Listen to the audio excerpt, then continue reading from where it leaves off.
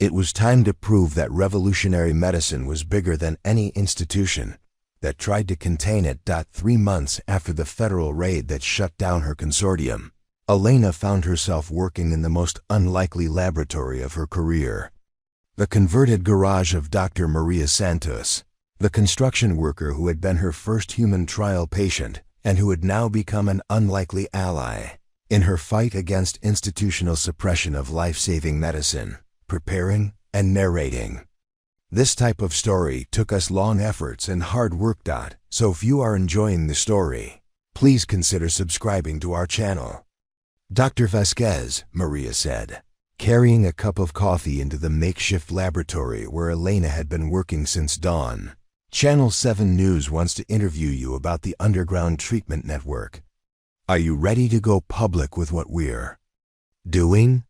Elena looked up from the synthesis equipment that Marcus had helped her acquire through channels that skirted the federal seizure orders, her hands stained with the golden compound that had continued saving lives even while federal investigators built their case against her methods. Maria, going public means admitting that we're operating outside federal oversight. That could result in criminal charges for everyone involved. And staying secret means that patients die while lawyers argue about protocol violations, Maria replied with the directness that had made her such an effective advocate for underground medicine. Dr. Vasquez, you saved my life when conventional medicine had given up on me. Now we have the chance to save other lives, but only if people know that this option exists. Elena walked to the garage window, looking out at the suburban Seattle neighborhood where she had spent 3 months proving that revolutionary medicine could operate independently of institutional approval. The garage laboratory had treated 17 patients with conditions ranging from spinal cord injuries to degenerative neural diseases, achieving success rates that exceeded anything in medical literature, while operating with equipment that federal agents couldn't seize and oversight that pharmaceutical companies couldn't influence. Maria, if we go public, we become targets for federal prosecution. But if we stay underground, they called her methods unorthodox, until her results spoke louder than critics. The glass vial containing Dr. Elena Vasquez's latest creation shattered against the laboratory floor at 11:47 p.m., releasing a phosphorescent blue liquid that began eating through the concrete like acid through paper. The emergency containment protocols she disabled 3 hours earlier would have flooded the lab with neutralizing foam by now, but Elena had learned that sometimes you had to let chaos run its course to understand its true nature.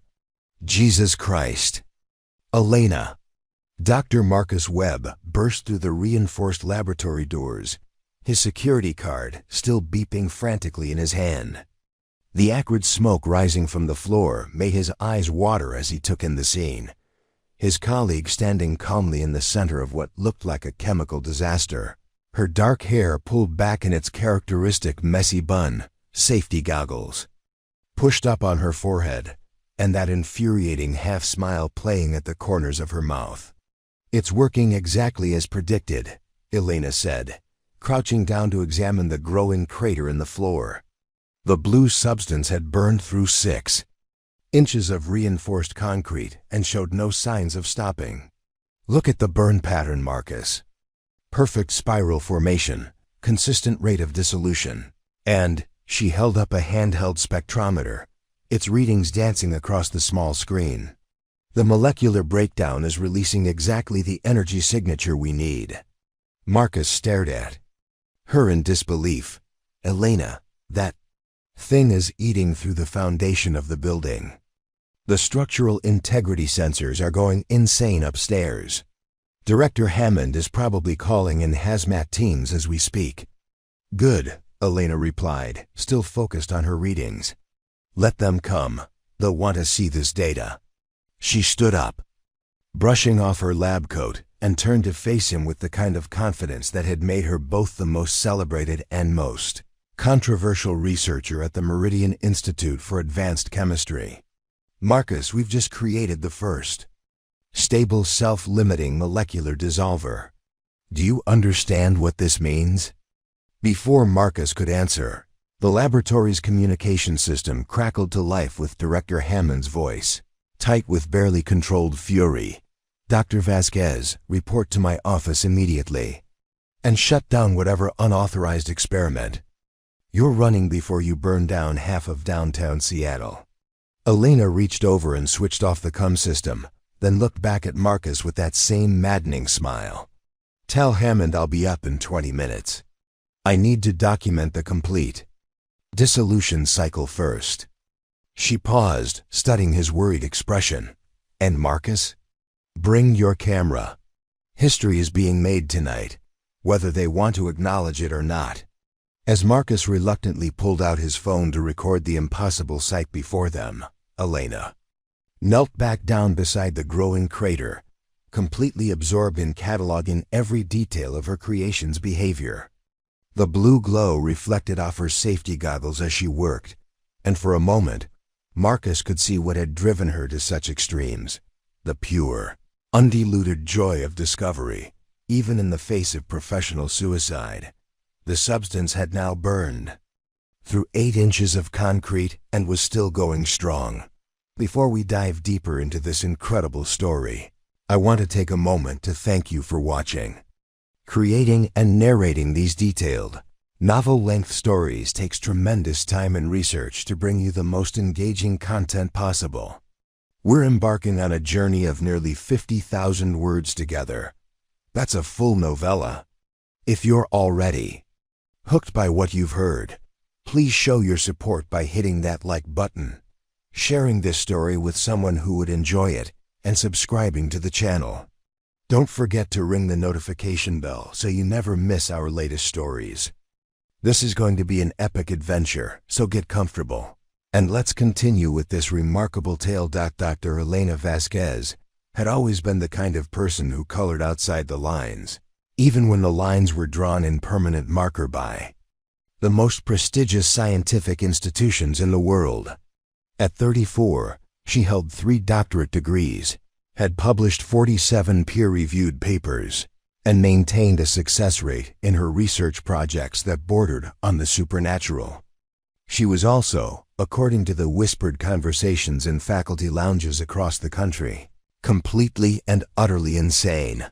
The Meridian Institute for Advanced Chemistry had recruited her 5 years earlier with the kind of signing bonus typically reserved for professional athletes, not because they understood her methods, but because her results were undeniable.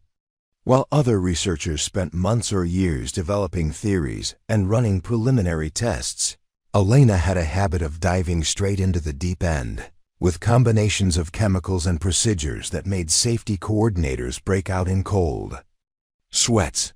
"She's going to kill someone someday," Dr. Sarah Chun had muttered during Elena's first week, watching through the observation window as the new hire casually mixed compounds that shouldn't exist in the same room, let alone the same beaker. Or herself. Probably herself. But 5 years later, Elena was still very much alive, and her laboratory had produced more breakthrough discoveries than the rest of the Institute combined. The molecular dissolver currently eating through the laboratory floor was just the latest in a long line of impossible achievements that had made Elena both invaluable and insufferable to her colleagues. The morning after the containment breach, Elena sat in Director Hammond's office, her hair still smelling faintly of chemical smoke, facing a panel of administrators who looked like they were presiding over a war crimes tribunal. Hammond himself, a thin man with prematurely gray hair and the permanent expression of someone who had spent too many years managing brilliant but difficult people, sat behind his mahogany desk with Elena's personnel file spread out before him, like evidence in a prosecution. "Dr. Vasquez," Hammond began, his voice carrying the weight of institutional authority, "in the past month alone, you have conducted 17 unauthorized experiments, violated 43 safety protocols, and caused 3 separate evacuations of the West Wing. Last night's incident required us to call in a specialized cleanup crew and will cost the Institute approximately $200,000 in repairs and containment procedures. Elena nodded thoughtfully, as if Hammond were simply providing interesting statistics rather than reading her professional obituary. The molecular dissolver project has been incredibly successful, Director. The energy release ratios exceeded our most optimistic projections by. You nearly burned a hole to the basement. Dr. Patricia Reeves interrupted from her seat at Hammond's. Right. As head of the Safety Review Board, Reeves had been Elena's most vocal critic since day one. The structural engineers are still assessing whether that section of the building is safe to occupy. The dissolution stopped at exactly 12 inches, just as I calculated it would, Elena replied calmly. The self-limiting mechanism worked perfectly. If you'd like to review my preliminary data. Your preliminary data, Hammond said, pulling a thick folder from his desk drawer, consists of 17 pages of handwritten notes that our entire analytical team has been unable to decipher, 3 napkins with chemical formulas scribbled on them, and a post-it note that simply says, try. The blue one, Elena shrugged. I prefer to work intuitively. Formal documentation can be restrictive during the creative process. Dr. Marcus Webb, who had been silent until now, leaned forward in his chair. As Elena's lab partner and the closest thing she had to an ally in the building, Marcus had spent 5 years trying to translate Elena's genius into language that administrators could understand. Director, while I agree that Dr. Vasquez's methods are unconventional, her results speak for themselves. The applications for the molecular dissolver alone could revolutionize everything from mining operations to surgical procedures. If it doesn't kill the people trying to use it, Reeves added sharply. Elena's eyes flashed with something that might have been annoyance, though her voice remained perfectly level. Dr. Reeves, in 5 years of research at this institute, how many people have been injured in my laboratory? Reeves consulted her tablet, scrolling through incident reports with obvious reluctance. WEL, technically 0. But that's simply a matter of luck, not how many of my experiments have failed to produce the intended results. That's not the point. How many of my published papers have been retracted or challenged by peer review? Hammond held up a hand to stop the exchange before it could escalate further. Dr. Vasquez, no one is questioning your success rate. What we're questioning is whether your methods are sustainable within the structure of a legitimate research institution. Science requires documentation, reproducibility, and above all, safety protocols that protect not just you, but everyone in this building. Elena stood up from her chair, smoothing down her lab coat with deliberate precision. Director Hammond, with respect, I didn't come to the Meridian Institute to follow protocols that were designed by people who have never created anything more innovative than a new filing system. I came here because you promised me the freedom to push the boundaries of what's possible. Within reasonable limits, Hammond replied. Reasonable limits, Elena repeated, tasting the words like they were bitter medicine. Director, do you know what Alexander Fleming's colleagues said when he noticed that mold had contaminated his bacterial cultures? They told him to throw it away and start over. If he'd followed their reasonable limits, we never would have discovered penicillin. She walked to the window overlooking the Institute's main courtyard, where a steady stream of researchers and graduate students moved between buildings like white-coated ants. Every breakthrough in human history has come from someone who was willing to ignore reasonable limits. The Wright brothers weren't following aviation safety protocols when they launched themselves off a cliff. Marie Curie wasn't wearing protective equipment when she discovered radium. Progress requires a willingness to dance with chaos. Marie Curie also died from radiation poisoning, Reeves pointed out. Elena turned back to face the panel with a smile that was equal parts charm and challenge. And her discoveries have saved millions of lives. I'd say that's a pretty good trade-off. Hammond closed Elena's file and leaned back in his chair, studying her with the expression of a man trying to solve an equation with too many variables. Dr. Vasquez, The board of directors is meeting next week to discuss your continued employment at this institute. Dr. Reeves has prepared a comprehensive report documenting your protocol violations, and frankly, the legal department is concerned about our liability exposure. What would it take, Elena asked quietly, for you to overlook those concerns? A miracle, Hammond replied without hesitation. Something so significant, so undeniably important, that it would justify every risk you've taken and every rule you've broken. Elena nodded slowly, as if Hammond had just solved a puzzle she'd been working on for months. A miracle. I can work with that.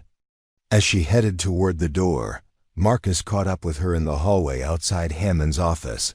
Elena, wait. What are you thinking? I know that look, and it usually means you're about to do something that makes last night's incident look like a minor chemistry accident. Elena paused, considering her words carefully. Marcus, what do you know about Project Lazarus? Marcus felt his blood pressure spike. Project Lazarus was the Institute's most classified research initiative, a theoretical attempt to develop regenerative cellular therapy that had been mothballed after 3 years of failed experiments and cost overruns. The project files were locked behind security clearances that even senior researchers couldn't access. Elena, tell me you're not thinking about. The previous team failed because they were trying to stimulate cellular regeneration through conventional chemical pathways, Elena continued, her voice taking on the focused intensity that always preceded her most dangerous ideas. They were thinking inside the box, following established protocols, trying to build on existing research. Elena, that project is classified. The files are sealed. Even if you could access them, the review board would never approve. Elena's smile was radiant and terrifying. Marcus, since when do I ask for approval? She was already walking away, her footsteps echoing down the corridor with the rhythm of someone who had just figured out how to change the world. Marcus stood frozen outside Hammond's office, torn between following his friend into what was almost certainly professional suicide and running in the opposite direction as fast as his legs could carry him. By the time he made his decision and hurried after her, Elena had already disappeared around the corner, leaving only the faint scent of chemical smoke and the promise of chaos in her wake. That afternoon, while the rest of the Institute settled into the mundane routine of authorized research and approved protocols, Elena made her way to the basement archives where the sealed project files were stored. The security guard, a friendly man named Carlos who had grown accustomed to Elena's late-night laboratory sessions, barely looked up from his crossword puzzle as she swiped her access card and headed into the restricted section. Working late again, Dr. V? Carlos asked, not bothering to check whether her clearance level actually permitted access to the area she was entering. You know me, Carlos. Sleep is for people who aren't trying to save the world. The Project Lazarus files were exactly where Elena expected them to be, buried in a subsection of classified research that most people had forgotten existed. 3 thick binders of theoretical models, experimental data, and failure reports that represented 3 years of the Institute's most ambitious research project. Elena pulled the files from their secure storage unit and spread them across a nearby table, her dark eyes scanning the pages with the intensity of a detective reviewing evidence from an unsolved murder. Dr. James Morrison, the project's former lead researcher, had been methodical to a fault. Every experiment was documented with obsessive precision, every variable carefully controlled, every safety protocol meticulously followed. It was exactly the kind of by-the-book approach that Elena found both admirable and completely useless. Poor James, Elena murmured to herself as she flipped through pages of negative results and inconclusive data. So smart, so careful, so absolutely convinced that science only works when you follow the rules. Morrison's team had focused on traditional growth factors and cellular stimulation techniques, trying to coax damaged tissue into regenerating through established biological pathways. They had run hundreds of tests on tissue samples, animal subjects, and synthetic models, always following FDA guidelines and institutional safety protocols. After 3 years, they had produced exactly nothing useful except a comprehensive catalog of approaches that didn't work. Elena, however, was looking at the same data with entirely different eyes. Where Morrison saw failure, she saw opportunity. Where his team had encountered dead ends, she saw unexplored pathways. Most importantly, where they had seen the need for caution, she saw the need for audacity. You were trying to make the cells behave, she said to Morrison's photograph on the project summary page.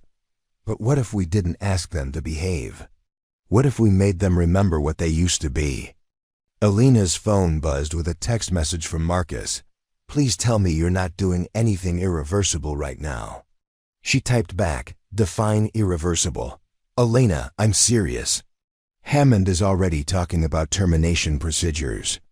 Don't give them more ammunition. Elena smiled as she typed her response. Marcus, remember what you said about my success rate. Trust me on this one. She put her phone away and turned back to the Project Lazarus files, her mind already racing with possibilities that Morrison's team had never dared to consider. Somewhere in these failed experiments was the key to the miracle Hammond had demanded, but finding it would require exactly the kind of unorthodox thinking that had made Elena both famous and infamous. As the afternoon stretched into evening, Elena worked her way through the entire Project Lazarus archive, taking notes in her characteristic shorthand that no one else could decipher. By the time Carlos made his final security rounds at midnight, she had identified 17 experimental approaches that Morrison's team had abandoned as too risky, 12 compounds they had dismissed as potentially toxic, and 1 theoretical model that they had rejected as scientifically impossible. Scientifically impossible, Elena repeated to herself as she carefully returned the files to their storage unit. James, you really didn't understand me at all. The next morning, Elena arrived at her laboratory before dawn, carrying a cup of coffee that had gone cold hours earlier, and a notebook filled with calculations that would have given Dr. Reeves a heart attack. Marcus found her there at 8 a.m., surrounded by equipment she had borrowed from 3 different departments and a collection of chemical compounds that had no business being in the same room together. Elena, what are you doing? Marcus asked, though he was fairly certain he didn't want to know the answer. I'm going to resurrect the dead, Elena replied without looking up from her work. Metaphorically speaking. Marcus sat down heavily in a nearby chair, suddenly feeling much older than his 36 years. Elena, please tell me you're not attempting to restart Project Lazarus without authorization. I'm not restarting Project Lazarus, Elena said. Cheerfully, I'm fixing it. She held up a vial containing a golden liquid that seemed to shimmer with its own internal light. Morrison's team was trying to stimulate cellular regeneration through external chemical signals. But cells don't just respond to what we tell them to do. They have memory, Marcus.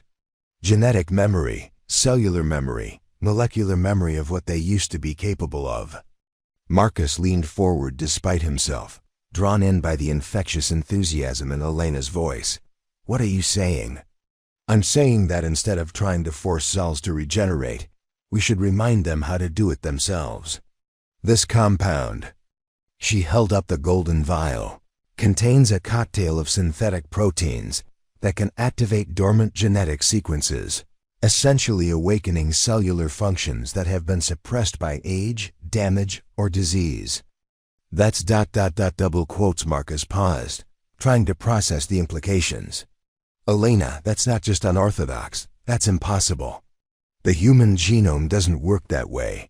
Elena's smile was radiant. Marcus, how many times have I done something impossible? This week? Before Marcus could answer, Elena had already loaded the golden compound into a precision injector and was preparing a tissue sample from the Institute's biological archive. The sample, a piece of cardiac muscle that had been damaged by simulated heart attack conditions, looked gray and lifeless under the laboratory microscope. "Elena, stop," Marcus said, standing up from his chair. "This is exactly the kind of unauthorized experimentation that's going to get you fired. If Hammond finds out, then we'd better make sure it works," Elena replied, carefully injecting her compound into the tissue sample. For a moment, nothing happened. The tissue remained gray and lifeless, and Marcus felt a surge of relief that Elena's latest impossible experiment had finally met its match. But then, almost imperceptibly, something began to change. The edges of the tissue sample started to shimmer with the same golden light as Elena's compound, and the gray color began to fade. "Jesus," Marcus whispered, leaning closer to the microscope. "Elena, what is that?" Elena was already adjusting the microscope's magnification, her hands moving with the practiced precision of someone who had spent years dancing with the impossible. "That, Marcus, is cellular memory awakening. Look at the mitochondrial activity." Marcus took his turn at the microscope and immediately felt his scientific worldview shift on its axis.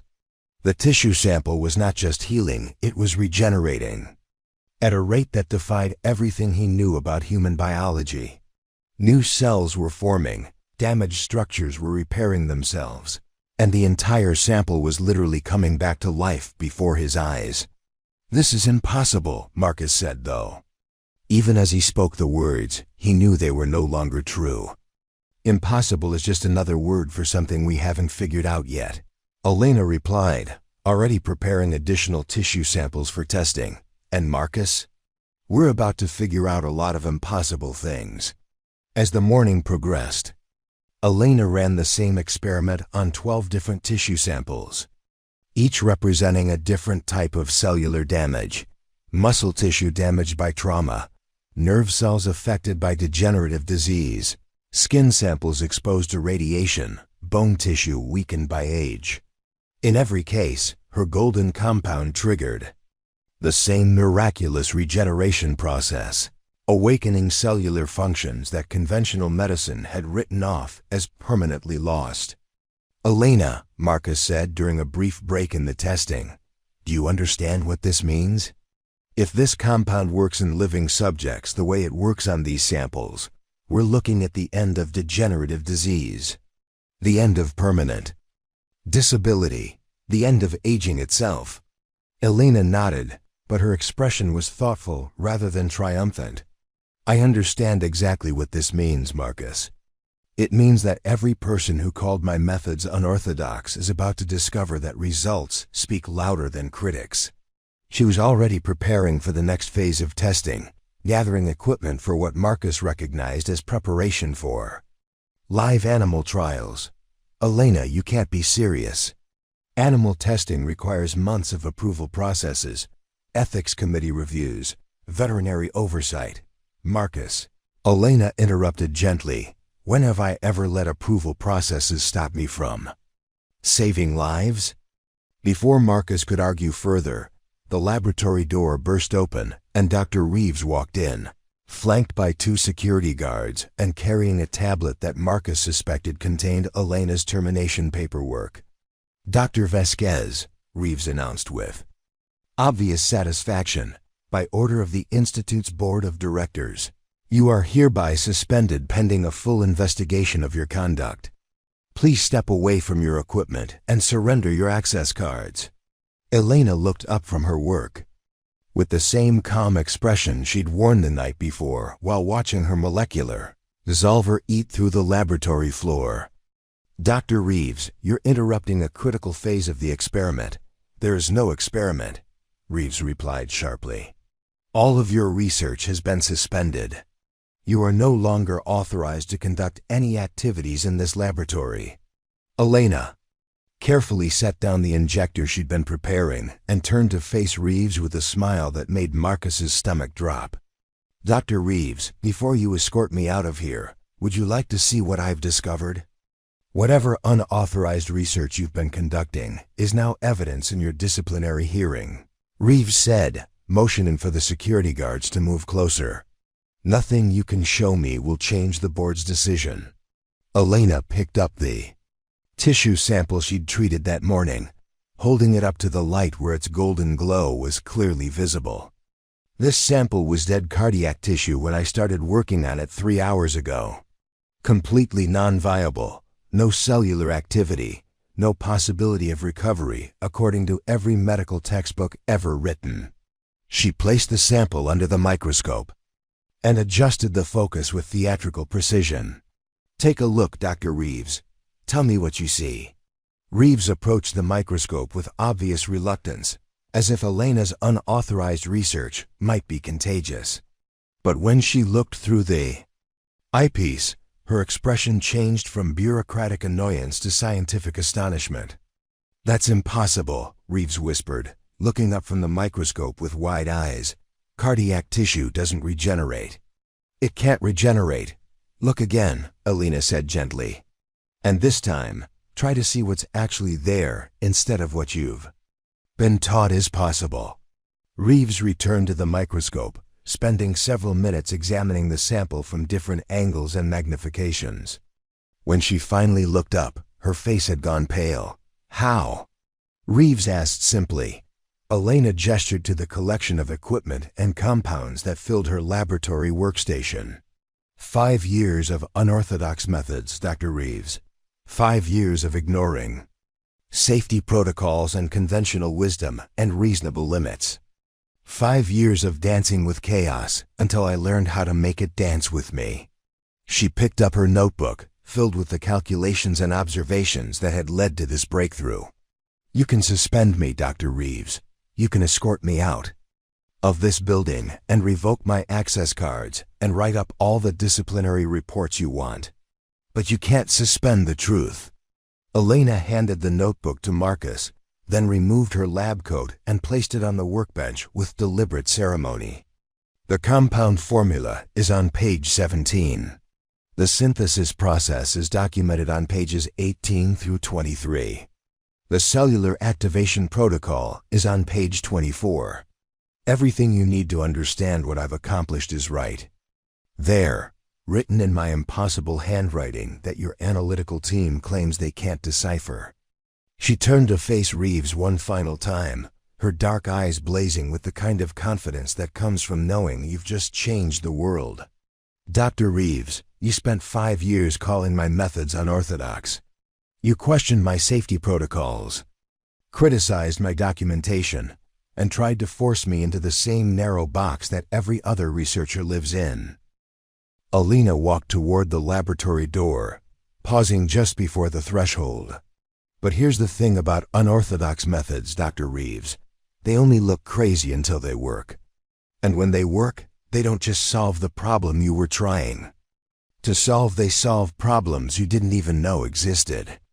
She looked back at Marcus, who was still clutching her notebook like it contained the secrets of the universe. "Marcus, show them everything. Run the live trials, document the results, publish the papers. Make sure the world knows that sometimes the most important discoveries come from the most impossible people." As Elena walked out of her laboratory for what might be the last time, escorted by security guards who no longer seemed quite sure what they were supposed to be protecting the Institute from, Marcus found himself staring at a tissue sample that was glowing with golden light and wondering if he had just witnessed the beginning of a new era in human medicine. Dr. Reeves, meanwhile, was still staring into the microscope, watching dead cells come back to life and trying to reconcile what she was seeing with everything she had believed about the limits of scientific possibility. "Impossible," she whispered again, but this time the word sounded less like a criticism and more like a prayer. The next morning, news of Elena's suspension had spread throughout the Meridian Institute like wildfire, but so had whispered rumors about her final experiment. Marcus arrived at the laboratory to find a crowd of researchers gathered outside, all trying to get a glimpse of the miraculous tissue samples that Elena had left behind. Dr. Hammond appeared shortly after, looking like a man who had spent the night questioning every decision he'd made in the past 5 years. "Dr. Webb," he said quietly, "I need to see Dr. Vasquez's final experiment, all of it." Marcus led Hammond into the laboratory, where the golden glowing tissue samples were still alive and regenerating under carefully controlled conditions. Hammond examined each sample with the careful attention of someone who understood that he was looking at either the greatest breakthrough in medical history or the most elaborate hoax ever perpetrated in his institute. "Dr. Webb," Hammond said, after spending an hour reviewing Elena's documentation and results, "is this real?" Marcus had spent the entire night asking himself the same question, running additional tests and verifying Elena's results with the kind of methodical precision that Elena herself had always found tedious. "Director, I've confirmed the cellular regeneration in all 12 samples. The compound works exactly as Dr. Vasquez claimed it would." Hammond sat down heavily in Elena's chair, suddenly looking much older than his 58 years. "Do you understand what this means, Marcus? If this compound can regenerate damaged tissue in living subjects, we're looking at applications that could revolutionize medicine." "I understand," Marcus replied. "The question is, what do we do about Dr. Vasquez?" Hammond was quiet for a long moment, staring at the tissue samples that were continuing to regenerate before their eyes. "Marcus, in 30 years of managing research institutions, I've seen a lot of brilliant people. I've seen Nobel Prize winners and breakthrough discoveries and innovations that changed the world, but I've never seen anything like this." He stood up and walked to the window, looking out at the courtyard where Elena had been escorted away the day before. "The board of directors is meeting this afternoon to finalize Dr. Vasquez's termination. Dr. Reeves has prepared a comprehensive report documenting every protocol violation, every safety breach, every unauthorized experiment." Hammond turned back to Marcus with an expression that was equal parts resignation and determination. "I want you to be there, Marcus. I want you to bring these samples, Elena's notebook, and every piece of documentation she left behind. And I want you to explain to the board exactly what they're about to throw away." The board meeting that afternoon would go down in Meridian Institute history as the day that conventional wisdom collided head-on with impossible results and lost. Dr. Reeves presented her case against Elena with methodical precision, documenting 5 years of protocol violations and unauthorized experiments that should have resulted in immediate termination.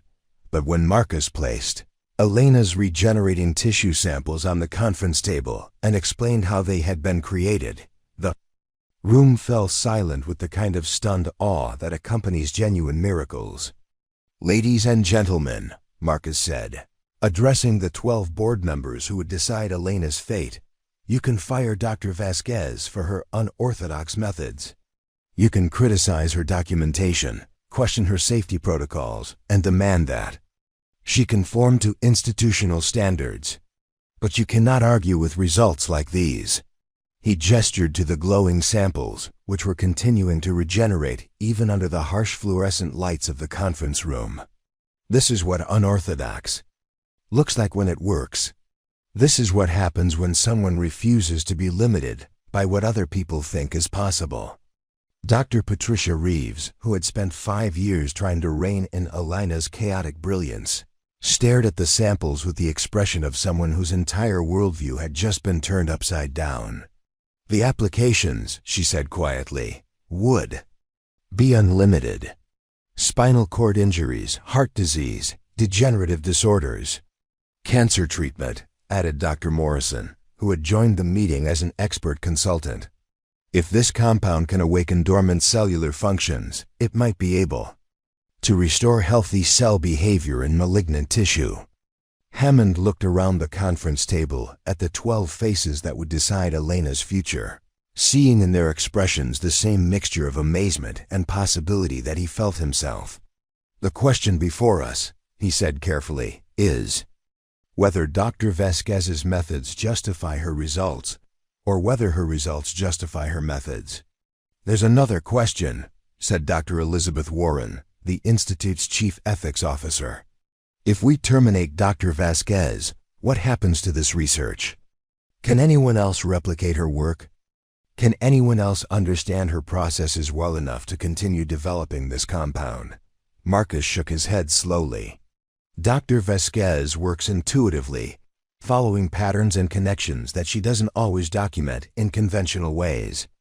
Her notebook contains the formula and basic procedures, but the subtle timing, the precise combinations, the thousands of micro-decisions that went into this breakthrough, I don't think anyone else could replicate it exactly." The board members exchanged glances that conveyed years of experience in managing brilliant but difficult researchers. They all knew the type: irreplaceable geniuses whose methods drove administrators, crazy but whose results made institutions famous. "Dr. Webb," said Board Chairman Dr. Robert Sterling, "in your professional opinion, what would Dr. Vasquez need to continue this research within institutional guidelines?"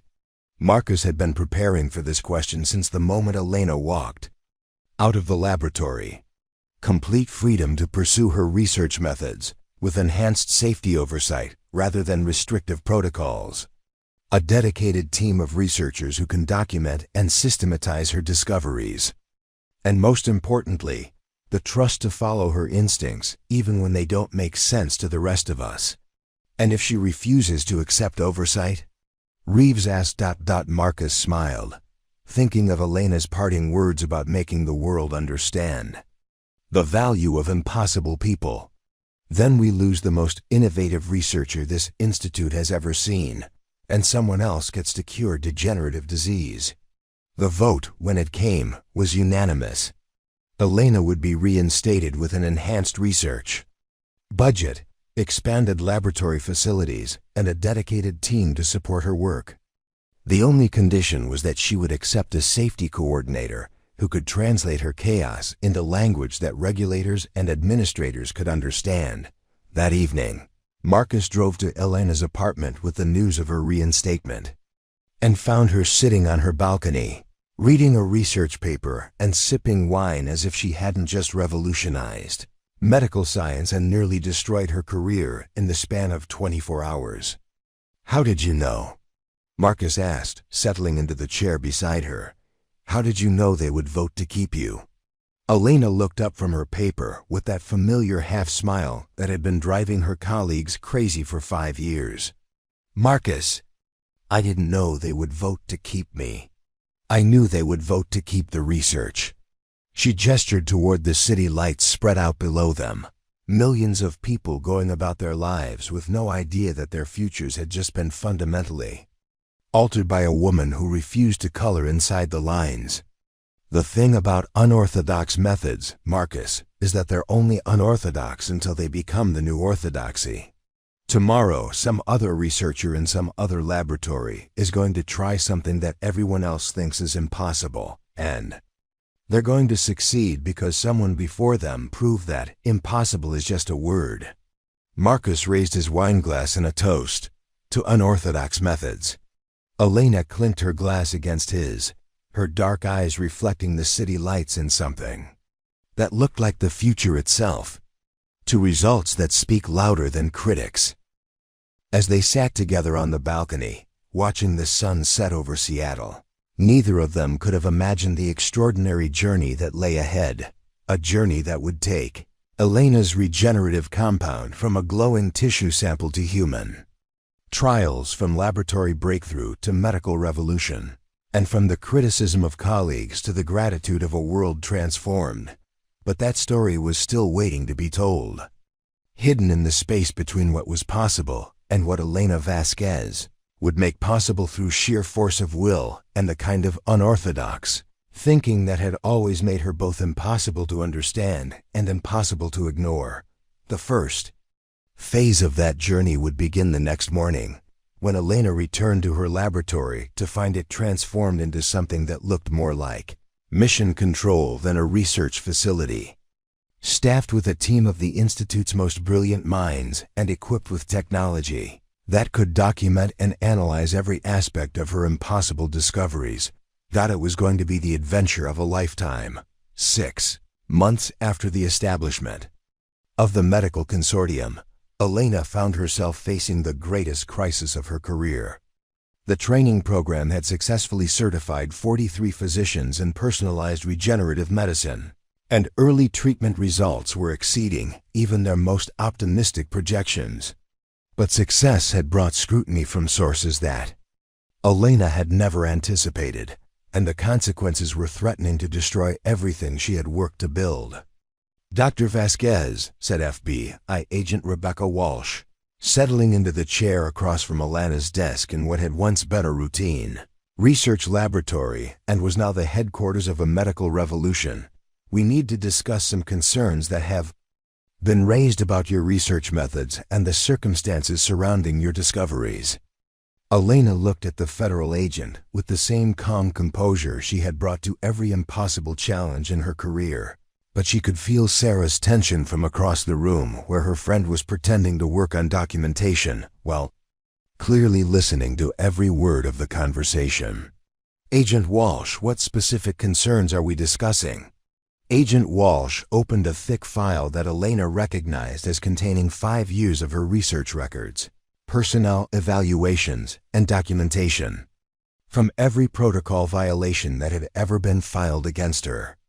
"Dr. Vasquez, we've received allegations that your research at the Meridian Institute involved unauthorized access to classified information, specifically the sealed Project Lazarus files that formed the foundation of your regenerative compound development." Elena felt her blood pressure spike, understanding immediately that someone with intimate knowledge of her research process had provided federal investigators with information that could be interpreted as evidence of criminal misconduct. "Agent Walsh, I accessed those files using my institutional credentials in the course of authorized research activities. The Project Lazarus files were classified at a security level that exceeded your clearance authorization," Agent Walsh replied, consulting her notes with bureaucratic precision.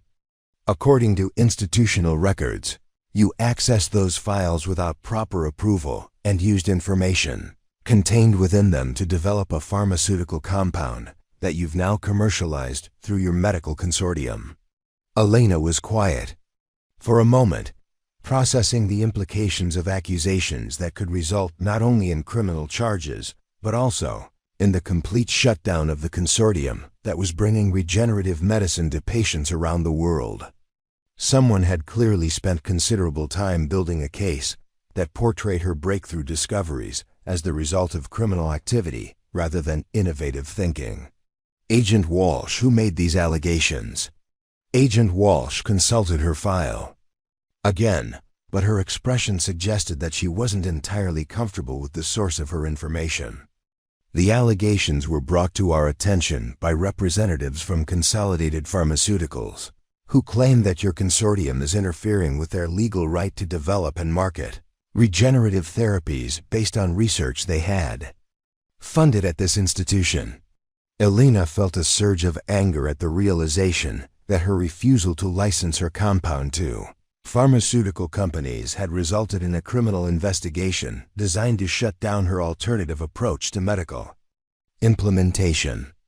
"Agent Walsh, Consolidated Pharmaceuticals funded Project Lazarus research that failed completely after 3 years of conventional approaches. My discoveries were based on entirely different methodologies that I developed independently, but using information that you obtained through unauthorized access to classified files," Agent Walsh pointed out. "Using information that was gathering dust in storage because the authorized researchers couldn't figure out how to make it work," Elena replied, her voice carrying a note of frustration that she immediately regretted. Sarah looked up from her documentation with an expression that warned Elena to be more careful about how she responded to federal investigators. But Elena was struggling to maintain her composure in the face of accusations that threatened to criminalize the very thinking processes that had made her discoveries possible. "Dr. Vasquez," Agent Walsh continued, "we've also received reports that your training programs are teaching physicians to deviate from established medical protocols in ways that could endanger patient safety. The allegations suggest that your consortium is promoting unsafe medical practices under the guise of personalized treatment. Elena stood up from her desk and walked to the laboratory window, looking out at the city where dozens of patients were now living normal lives, thanks to treatments that federal investigators were characterizing as criminal and dangerous. Agent Walsh, how many patients have been harmed by treatments administered through our consortium?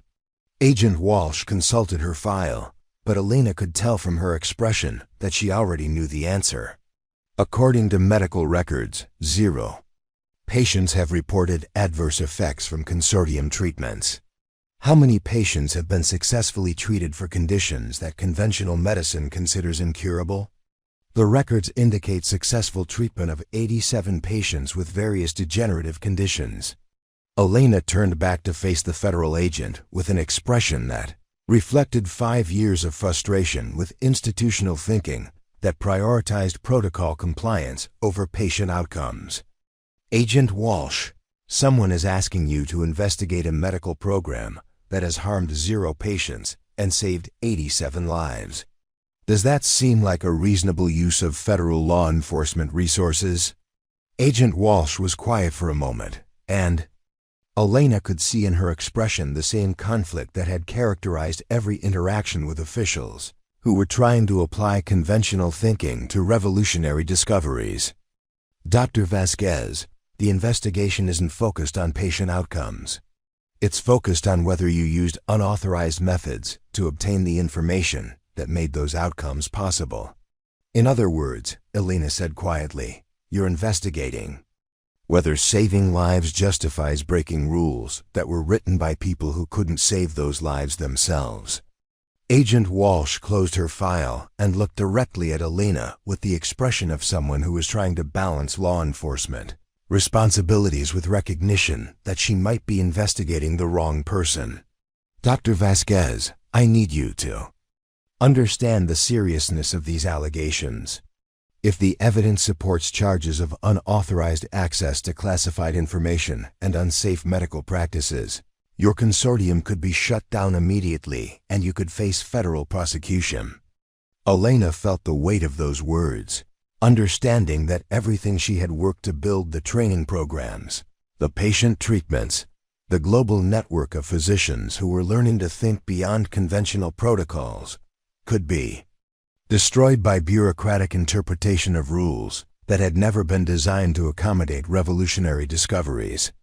Agent Walsh, what would it take to resolve these allegations?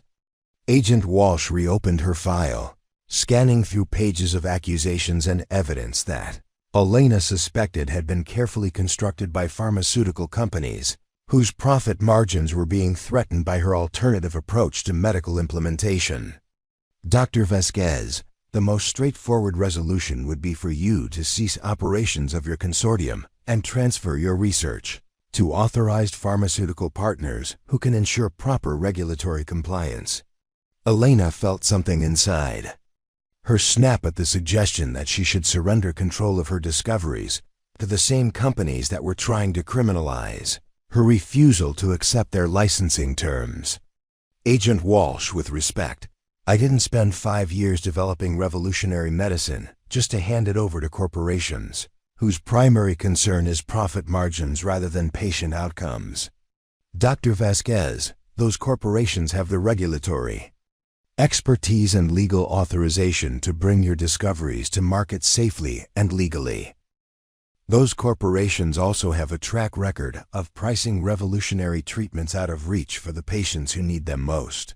Elena replied, her voice carrying the passion that had driven her to ignore conventional wisdom for 5 years. Agent Walsh, I created this consortium specifically to ensure that regenerative medicine reaches people based on medical need rather than financial capability. Agent Walsh was quiet for a long moment, studying Elena with the expression of someone who was trying to reconcile law enforcement training with recognition that she might be investigating someone whose only crime was caring more about patients than profits. Dr. Vasquez, I'm going to be frank with you. These allegations are being pursued by people with significant political and financial resources.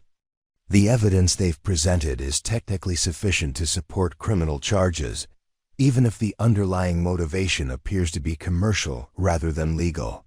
Elena felt a chill at the agent's words, understanding that she was facing opponents who were willing to use the legal system as a weapon to destroy competition that threatened their business interests.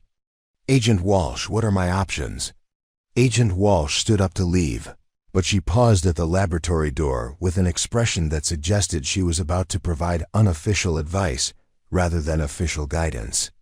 "Dr. Vasquez, if I were you, I would make sure that my documentation was absolutely perfect, that my legal team was absolutely prepared, and that my public support was absolutely overwhelming." As Agent Walsh left the laboratory, Elena found herself staring out the window at a city full of patients whose lives had been transformed by medicine that federal investigators were now characterizing as criminal. The irony was almost overwhelming. She had spent 5 years breaking institutional rules to develop treatments that saved lives, and now she was being investigated for breaking those same rules by people who represented institutions that had never saved a single life. "Elena," Sarah said quietly, joining her at the window, "we need to talk about contingency plans."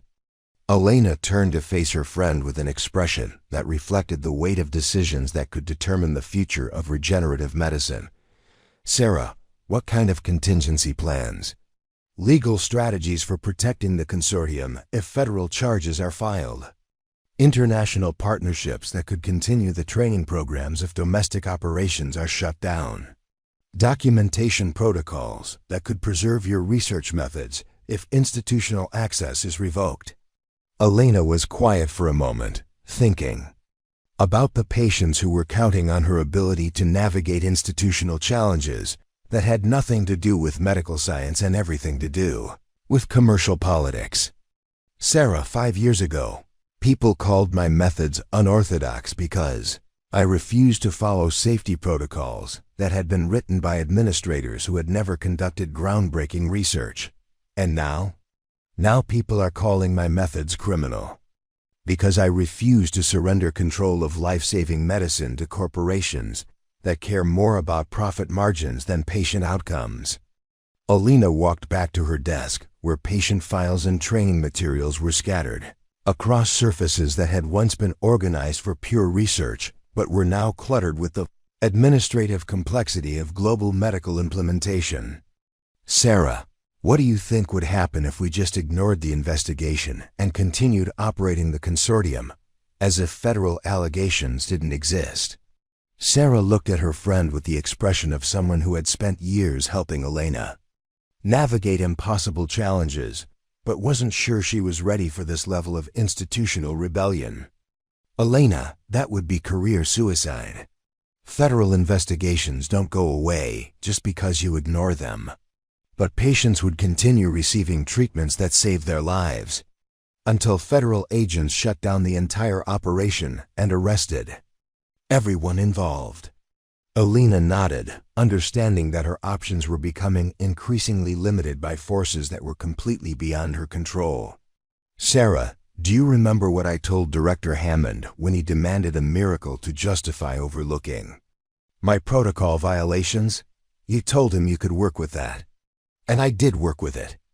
I produced results that exceeded every expectation and proved that unorthodox methods could produce revolutionary outcomes." Elena gestured toward the files that documented 87 successful treatments of conditions that conventional medicine had written off as incurable.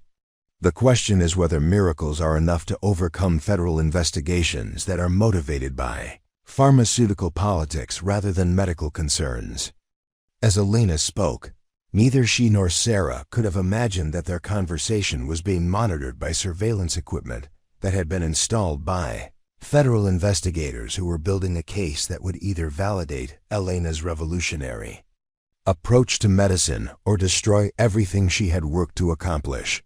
The next morning, Elena arrived at the laboratory to find it surrounded by federal agents who were executing a search warrant that allowed them to seize all research materials, patient records, and documentation related to the consortium's operations.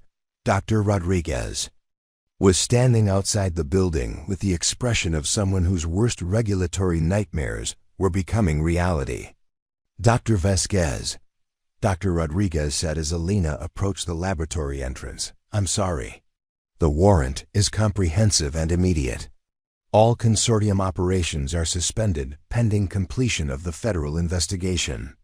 Elena looked at the agents who were carrying boxes of her research materials out of the building that had been home to 5 years of revolutionary discoveries and 6 months of successful medical implementation. "Dr. Rodriguez, how long is this investigation expected to take?" "Federal investigations of this scope typically require 6 to 18 months for completion." Elena felt the weight of those words, understanding that 18 months of suspended operations meant 18 months of patients who would die from conditions that her consortium could have treated. "Dr. Rodriguez, what happens to the patients who are currently receiving treatments?" "Existing patients can continue their care under emergency medical protocols, but no new patients can be enrolled until the investigation is resolved." Elena watched federal agents seize the equipment that had been used to synthesize life-saving compounds and the training materials that had been teaching physicians to think beyond conventional protocols, understanding that she was witnessing the systematic destruction of everything she had worked to build. "Dr. Rodriguez, this investigation is being driven by pharmaceutical companies whose business interests are threatened by our alternative approach to medical implementation. Are you comfortable with allowing commercial politics to determine which patients receive access to life-saving treatments?" Dr. Rodriguez was quiet for a moment, her expression reflecting the same conflict that had characterized every interaction between innovative researchers and institutional administrators since the beginning of scientific discovery.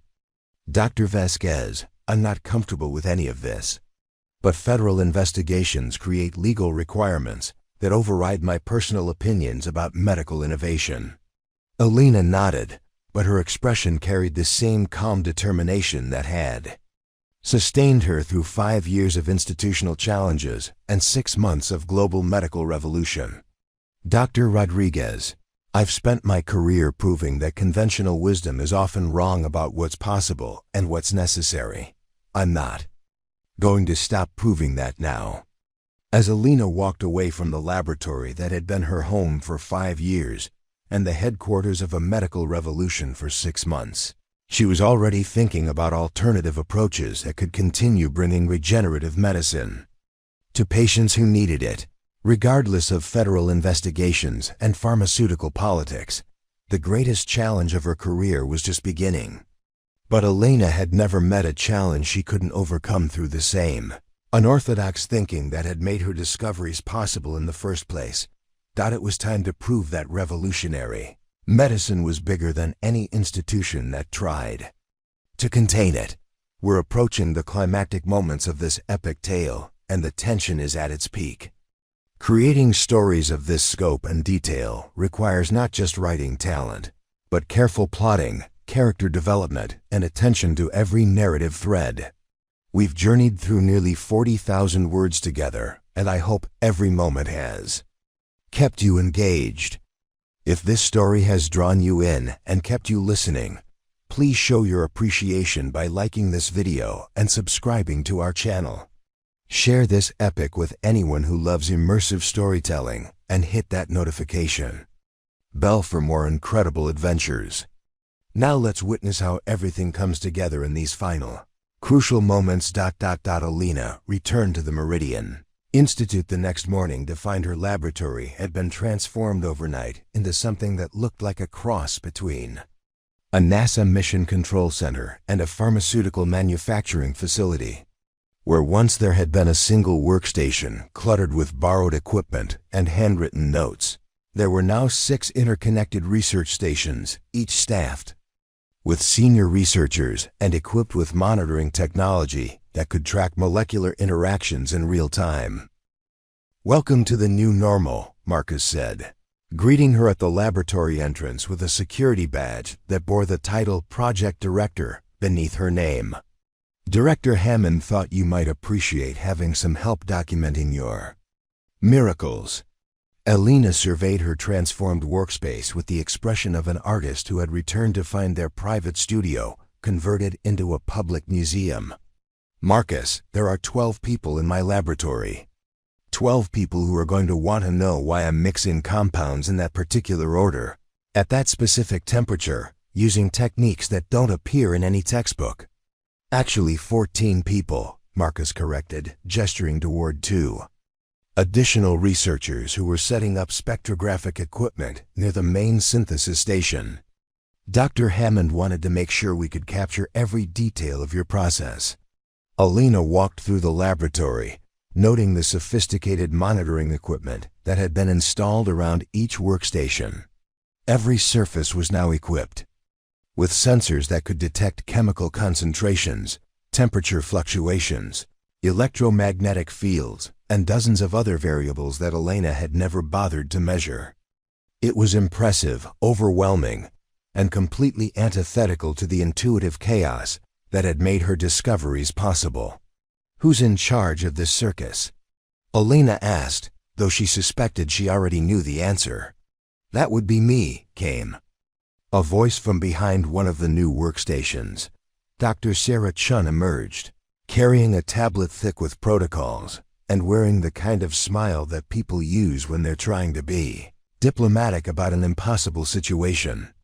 Director Hammond asked me to serve as your safety coordinator and documentation specialist. Elena and Sarah had a complicated history.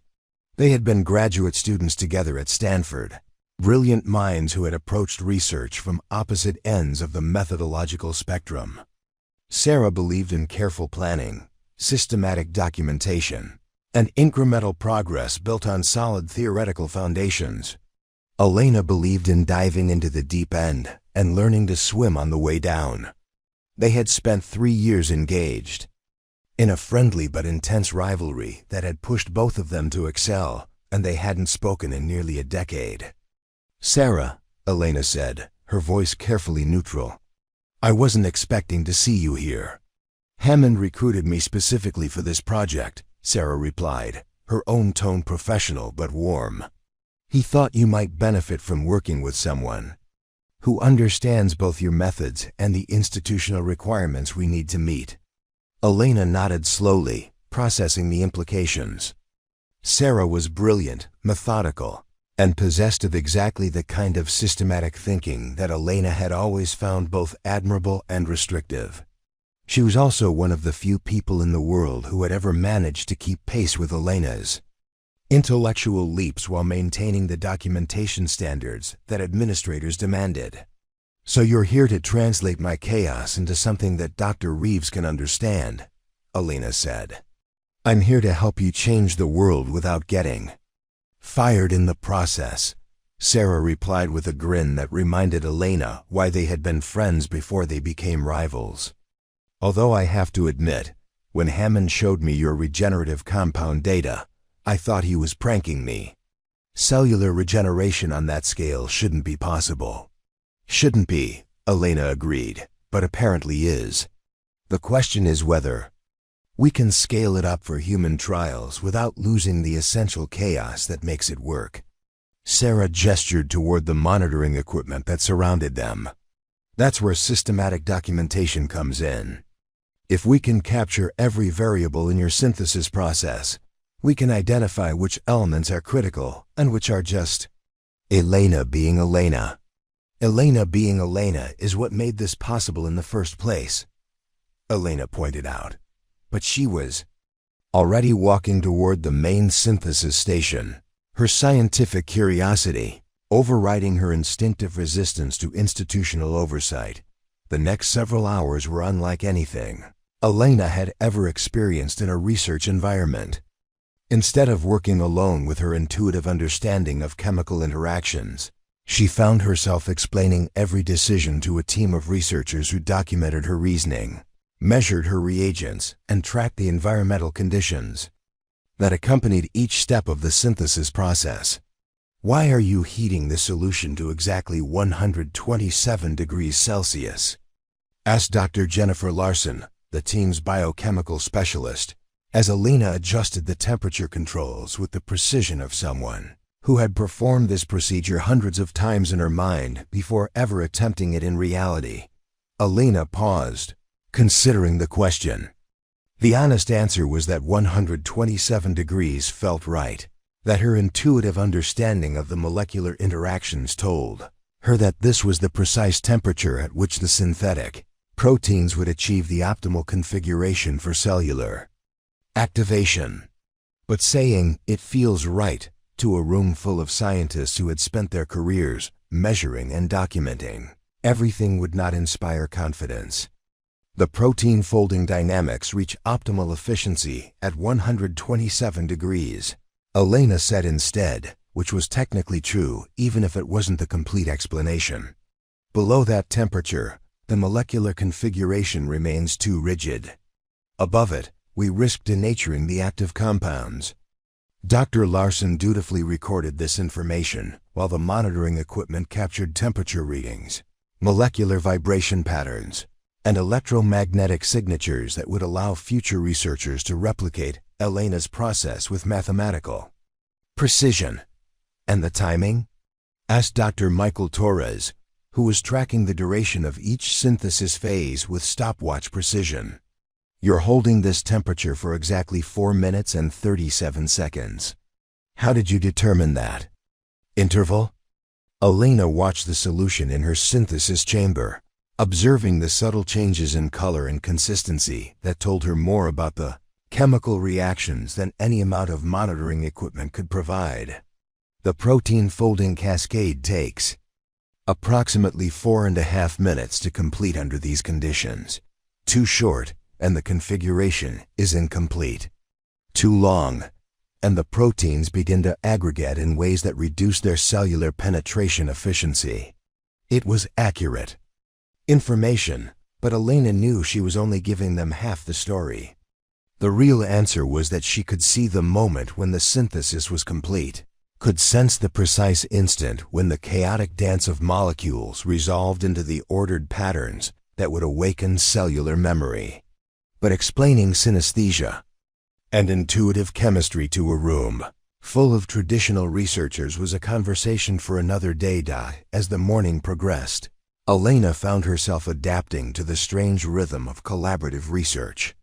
Sarah proved to be an invaluable translator, converting Elena's intuitive leaps into language that the documentation team could understand and record. The other researchers, despite their initial skepticism about Elena's unorthodox methods, began to appreciate the precision and consistency of her results. "Dr. Vasquez," said Dr. Larson during a brief break in the synthesis process, "I've been reviewing your tissue regeneration data from yesterday, and I have to admit, I'm struggling to understand the mechanism.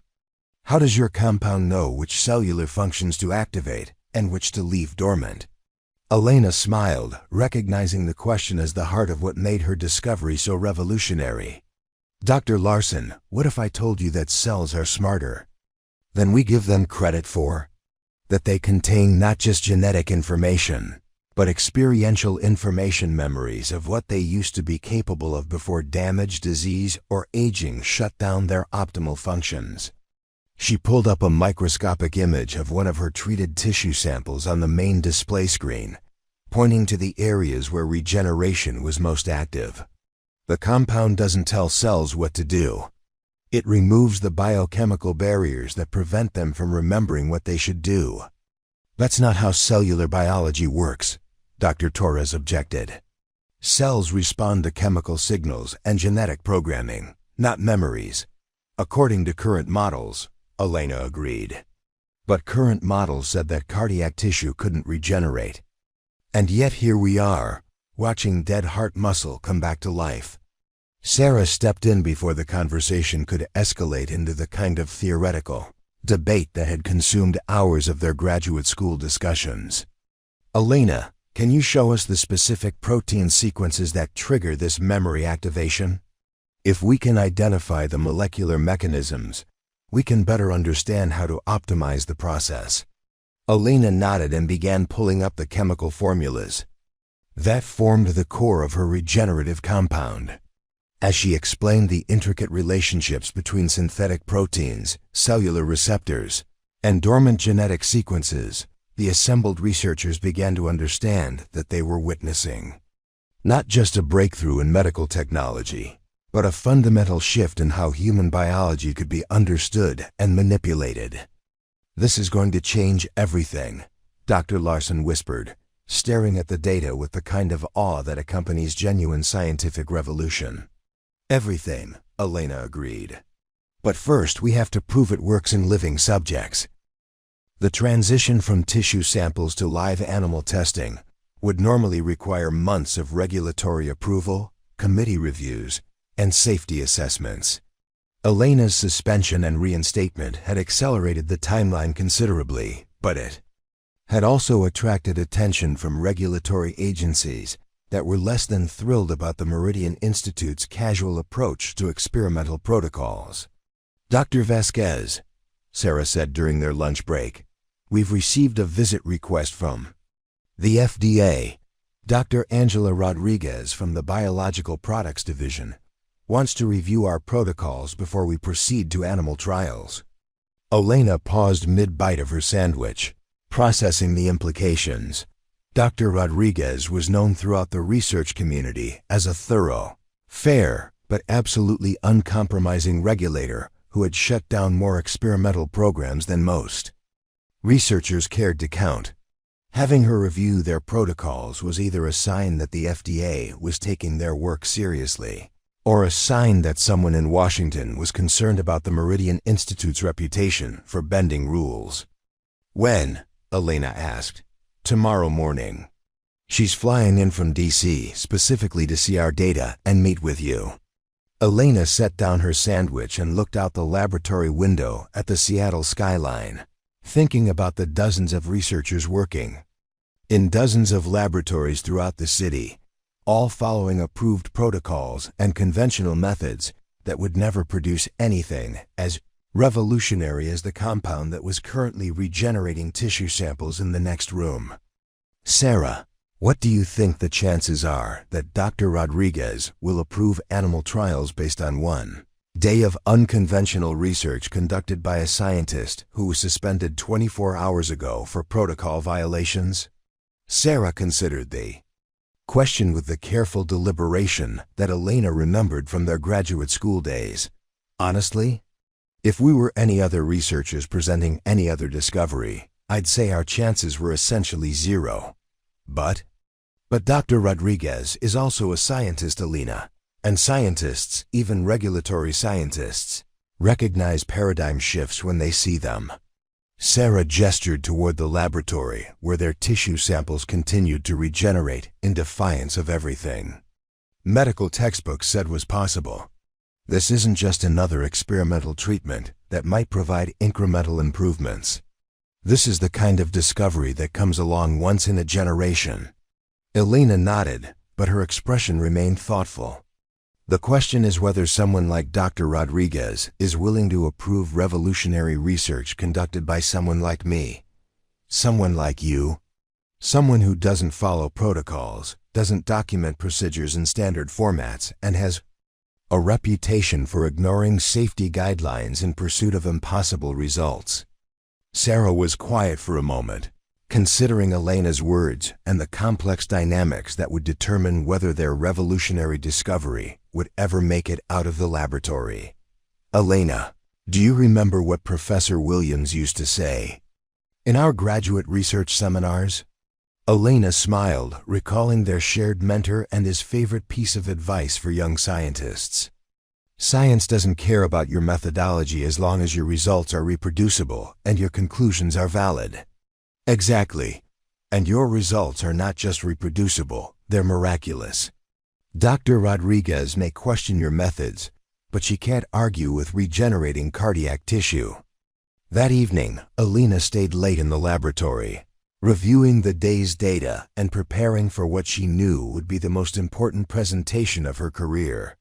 The tissue samples that had started her journey were still glowing with golden light, still regenerating at rates that defied conventional understanding, still proving that the impossible was just another word for something that hadn't been discovered yet. As she worked, Elena thought about the path that had brought her to this moment.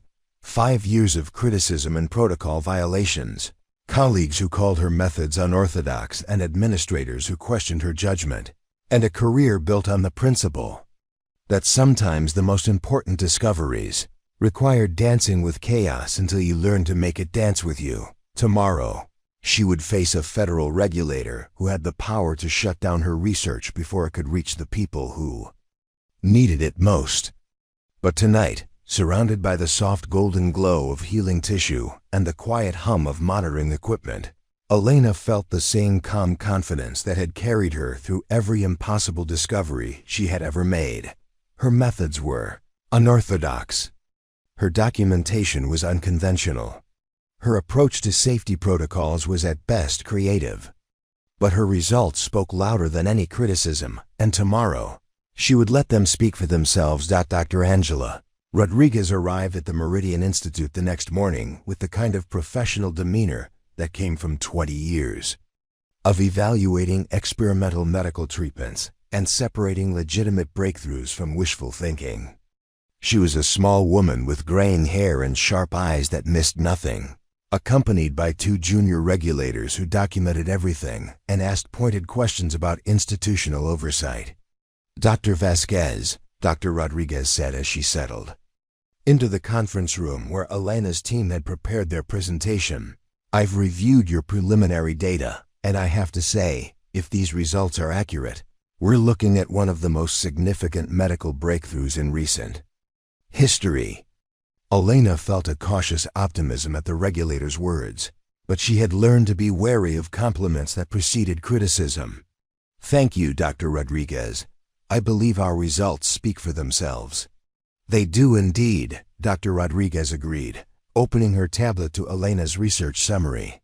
Which is why I'm having difficulty understanding how such revolutionary results were achieved using research methods that appear to violate virtually every safety protocol we've established for experimental biological research. There it was, the criticism Elena had been expecting. She exchanged a quick glance with Sarah, who nodded almost imperceptibly, a signal that they had prepared for exactly this line of questioning. Dr. Rodriguez, Elena said carefully, innovation has always required a willingness to push beyond established boundaries. The protocols you're referring to were designed for conventional research pursuing incremental improvements. What we've discovered here represents a fundamental paradigm shift that couldn't have been achieved using conventional approaches. Dr. Rodriguez leaned forward, her expression skeptical but not dismissive. Dr. Vasquez, I've heard that argument from dozens of researchers who thought they were too important to follow safety guidelines. Most of them were wrong. Some of them were dangerous. What makes you different? Elena stood up and walked to the main display screen, pulling up a real-time video feed from the laboratory, where her tissue samples continued to regenerate under careful observation. Dr. Rodriguez, I'd like you to watch this for exactly 60 seconds, and then tell me whether you think conventional protocols would have produced these results. The room fell silent as Dr. Rodriguez and her team observed the impossible sight of dead cardiac tissue regenerating at rates that exceeded anything in medical literature. For 1 minute, they watched cells divide, grow, and organize themselves into healthy tissue structures that glowed with the soft golden light of Elena's regenerative compound. 60 seconds, Elena said quietly. In that time, you just witnessed more cellular regeneration than conventional medicine can achieve in 60 days. Dr. Rodriguez, I'm not asking you to approve my methods. I'm asking you to approve my results. Dr. Rodriguez was quiet for a long moment, her sharp eyes fixed on the display screen where tissue continued to regenerate before their eyes. When she finally spoke, her voice carried the weight of someone who understood the gravity of the decision she was being asked to make. Dr. Vasquez, if we approve animal trials for this compound, we'll be setting a precedent that could fundamentally change how experimental medical research is conducted and regulated. We'll be saying that results can justify methods, even when those methods challenge established safety protocols. Yes, Elena said simply. That's exactly what we'll be saying. Dr. Rodriguez closed her tablet and looked around the conference room at the assembled researchers who were waiting to learn whether their revolutionary discovery would be allowed to continue or would be buried under regulatory caution. Dr. Vasquez, I've spent 20 years protecting the public from researchers who thought their work was too important to be constrained by safety protocols. I've seen brilliant scientists make terrible decisions and promising research programs create dangerous situations. Elena felt her heart sink, recognizing the tone of someone who was about to deliver disappointing news. But, Dr. Rodriguez continued, I've also seen what happens when regulatory caution prevents breakthrough discoveries from reaching the people who need them most. And what you've shown me today is not just a promising experimental treatment, it's a potential cure for conditions that we've always considered incurable. She opened her tablet again, pulling up the approval forms that would determine the future of Elena's research. Dr. Vasquez, I'm going to approve your animal trials under expedited review protocols, with the understanding that your research team will accept enhanced oversight and documentation requirements. Elena felt relief flood through her, but Dr. Rodriguez wasn't finished. However, I want to be absolutely clear about the conditions of this approval. Any safety violations, any deviation from approved protocols, any indication that your methods are creating unnecessary risks, and this program will be shut down immediately. The FDA's reputation is being staked on your promise that revolutionary results justify unorthodox methods. You have my word, Elena said, though even as she spoke, she wondered how she would balance the creative chaos that made her discoveries possible with the systematic oversight that regulators required. I hope so, Dr. Rodriguez replied. Because Dr. Vasquez, if this compound works in living subjects the way it works in tissue samples, you're about to become either the most celebrated researcher in medical history or the most controversial. I'm hoping for celebrated, but I'm prepared for controversial. As Dr. Rodriguez and her team prepared to leave, Elena found herself thinking about the weight of the expectations that now rested on her shoulders. She had spent 5 years proving that unorthodox methods could produce extraordinary results, but now she would have to prove that those results could be achieved consistently, safely, and under the kind of scrutiny that came with federal oversight. Elena, Sarah said quietly as they watched the regulatory team disappear down the corridor, you realize what just happened, don't you? The FDA just bet their reputation on your ability to work miracles under observation. Elena nodded, but her expression was confident rather than worried. Sarah, I've been working miracles under observation my entire career. The only difference is that now the observers have the power to shut us down if they don't like what they see. And that doesn't concern you? Elena smiled, looking back toward the laboratory where her regenerative compound continued to bring dead tissue back to life. Sarah, I've spent 5 years having people tell me that my methods were too dangerous, too chaotic, too unorthodox to be trusted with important research. Tomorrow, we're going to prove that the most dangerous thing is not taking risks when the potential rewards are this significant. She was already walking back toward the laboratory, her mind racing with plans for the animal trials that would represent the next phase of her impossible journey. Besides, she called back over her shoulder, what's the worst that could happen? Sarah watched her friend disappear into the laboratory and couldn't decide whether Elena's confidence was inspiring or terrifying. Given Elena's track record, it was probably both. CTA number 2. We're deep into this incredible story now, and I hope you're as captivated as I am by these unfolding events. The amount of effort that goes into researching, writing, and narrating these Novel-length stories is immense.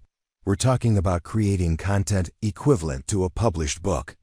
But it's worth it to bring you stories that truly engage and transport you to another world. If you're enjoying this journey so far, please take a second to like this video and share it with friends who appreciate great storytelling. Your support means everything and helps us continue creating these detailed, epic narratives. We still have so much more to discover together. So let's see how this situation unfolds. The first animal trials began 3 weeks later in a specialized laboratory facility that had been hastily retrofitted to accommodate both Elena's unorthodox research methods and the FDA's enhanced oversight requirements. The test subjects were laboratory mice that had been subjected to controlled cardiac damage, their hearts bearing the kind of injury that conventional medicine considered irreversible. Elena stood before a panel of observers that included not only FDA regulators and Meridian Institute administrators, but also representatives from 3 major pharmaceutical companies, 2 university medical centers, and a biotechnology investment firm that had already begun preliminary discussions about licensing her regenerative compound. The pressure was unlike anything she had experienced before. But the calm confidence in her dark eyes suggested that she had been preparing for this moment her entire career. "Ladies and gentlemen," Elena said, holding up a syringe containing the golden liquid that had become the focus of international attention, "you're about to witness the first clinical application of cellular memory activation in a living subject." Dr. Rodriguez, who had remained at the Institute to personally oversee the trials, leaned forward in her observation chair. "Dr. Vasquez, please confirm that you're using the exact same compound formulation that produced the tissue regeneration results we reviewed last month." "Identical formulation," Elena confirmed, "synthesized using the documented protocols that Dr. Chun's team has now replicated successfully in 12 separate batches." Sarah nodded from her position at the monitoring station, where banks of computers tracked every aspect of the experimental environment.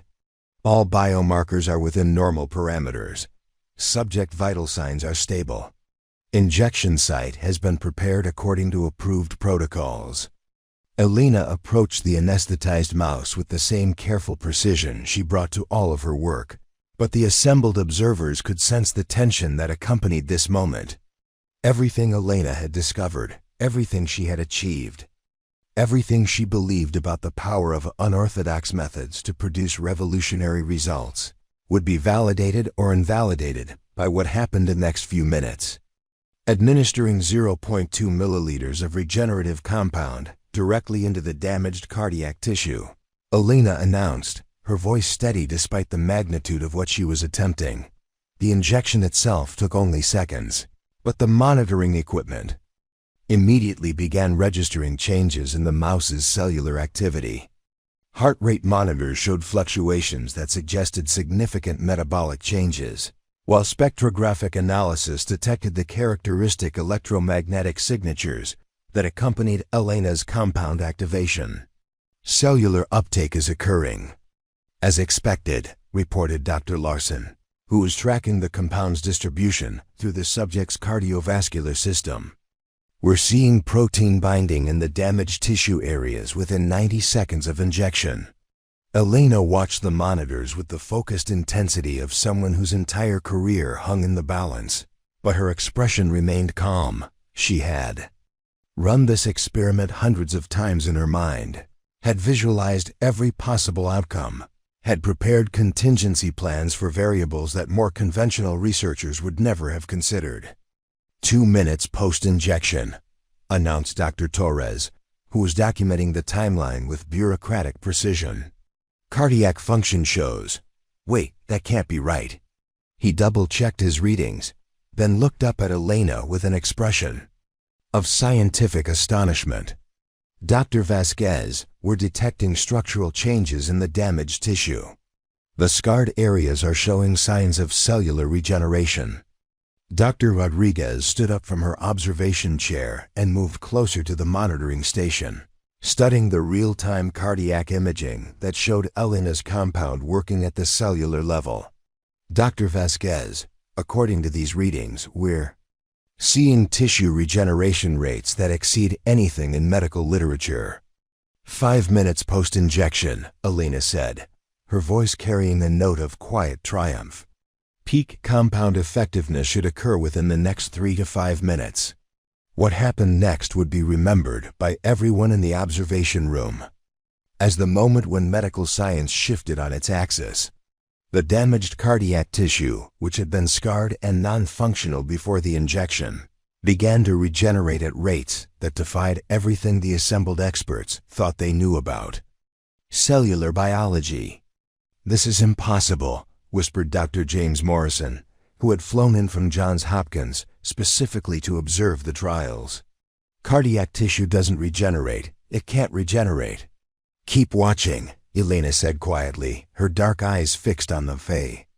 Monitors that showed healthy cardiac muscle literally growing back from tissue that had been considered permanently damaged. 8 minutes post-injection, Dr. Torres announced, his voice tight with excitement. "Cardiac function has improved by 60%. Damaged tissue areas are showing complete cellular regeneration. This is ... This is absolutely unprecedented." Dr. Rodriguez was studying the cardiac imaging with the careful attention of someone who understood that she was witnessing history being made. "Dr. Vasquez, if these results are reproducible, we're looking at applications that could revolutionize the treatment of heart disease, stroke recovery, spinal cord injuries, degenerative neurological conditions," added Dr. Morrison, his skepticism giving way to professional excitement. "If this compound can awaken dormant cellular functions in cardiac tissue, it might be able to restore neural pathways that have been damaged by disease or trauma."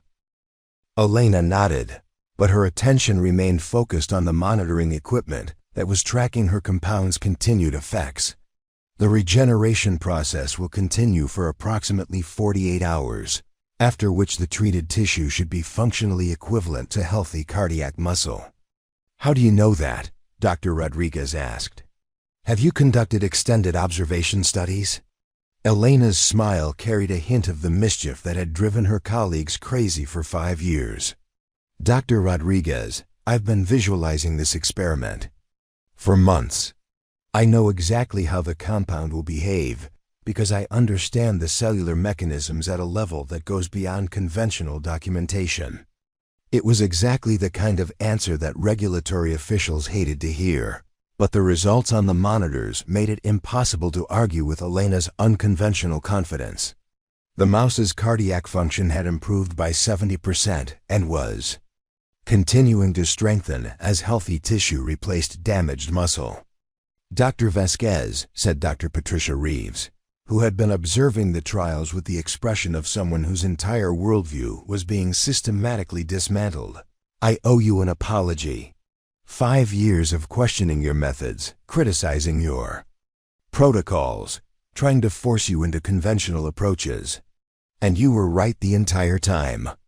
Elena turned to face her former critic with the generous grace that came from being vindicated by impossible results. "Dr. Reeves, you were doing your job. Safety protocols exist for good reasons, and institutional oversight serves important purposes. The difference is that sometimes breakthrough discoveries require us to move beyond the boundaries of what we've always considered safe or reasonable." "But how do we know when to make exceptions?" Reeves asked. "How do we distinguish between brilliant researchers who need freedom to innovate and reckless researchers who are creating unnecessary dangers?" Preparing and narrating this type of story took us long efforts and hard work. So if you are enjoying the story, please consider subscribing to our channel. Elena considered the question carefully, understanding that her answer would influence how regulatory agencies approached unorthodox research for years to come. "Dr. Reeves, I think the key is results. Conventional methods produce conventional results. Revolutionary methods either produce revolutionary results or spectacular failures. The challenge is creating oversight systems that can distinguish between The two. And if you're wrong, Dr. Rodriguez asked. If your methods produce spectacular failures that harm patients or damage public trust in medical research. Elena looked back at the monitors where the mouse's cardiac function had now improved by 80% and showed no signs of adverse effects from her compound. Dr. Rodriguez, if I'm wrong, then conventional medicine will continue to tell patients with degenerative diseases that their conditions are incurable. If I'm right, then those same patients might have hope for recovery that doesn't exist with current treatments. She walked closer to the observation window, looking down at the mouse that was recovering from cardiac damage that should have been permanent. The question isn't whether my methods are risky. The question is whether the potential benefits justify the risks, and whether we're willing to let regulatory caution prevent breakthrough discoveries from reaching the people who need them most. Dr. Rodriguez was quiet for a long moment, studying the data that showed Elena's compound working at levels that exceeded even their most optimistic projections. Dr. Vasquez, I'm going to approve expanded animal trials with progression to human trials if these results remain consistent across larger test groups. Elena felt a surge of gratitude and anticipation, but Dr. Rodriguez wasn't finished. However, I want to establish something very clearly. If we're going to support unorthodox research methods, we need unorthodox oversight methods that can keep pace with innovative discoveries. Dr. Chun, I want your documentation team to develop real-time monitoring protocols that can track Dr. Vasquez's research as it happens, not after the fact. Sarah nodded from her position at the monitoring station. We've already begun developing adaptive documentation systems that can capture the intuitive elements of Elena's methodology while maintaining regulatory compliance. Good, Dr. Rodriguez replied. Because Dr. Vasquez, you're about to become either the most celebrated or the most scrutinized researcher in medical history. Possibly both. As the observation session concluded and the assembled experts began discussing the implications of what they had witnessed, Elena remained by the monitoring station, watching the continued regeneration of cardiac tissue that had been considered permanently damaged just hours earlier.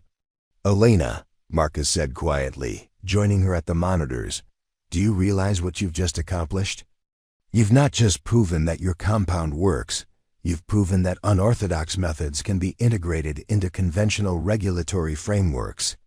Elena nodded, but her expression was thoughtful rather than triumphant. Marcus, this is just the beginning. The real test will come when we move to human trials, when we're working with patients whose lives depend on our ability to balance innovation with safety.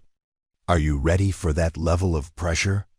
Elena looked back at the regenerating cardiac tissue, then toward the laboratory, where her team was already preparing compounds for the expanded animal trials that would determine whether her discovery could make the leap from promising research to practical medicine. Marcus, I've spent my entire career proving that impossible results require impossible methods. Now I get to prove that impossible methods can produce results that save lives. The next several weeks passed in a blur of expanded animal trials, regulatory reviews, and media attention that transformed Elena from an obscure researcher into the public face of revolutionary medical science. The regenerative compound worked consistently across different animal species, different types of tissue damage, and different administration protocols, producing results that exceeded even Elena's optimistic projections. But with success came scrutiny, and with scrutiny came pressure from sources that Elena had never anticipated. Pharmaceutical companies began making offers for licensing rights that included compensation packages larger than the annual budgets of most research institutions. Technology investors started making presentations about scaling up production for global distribution. Medical centers around the world began requesting access to Elena's protocols for their own research programs.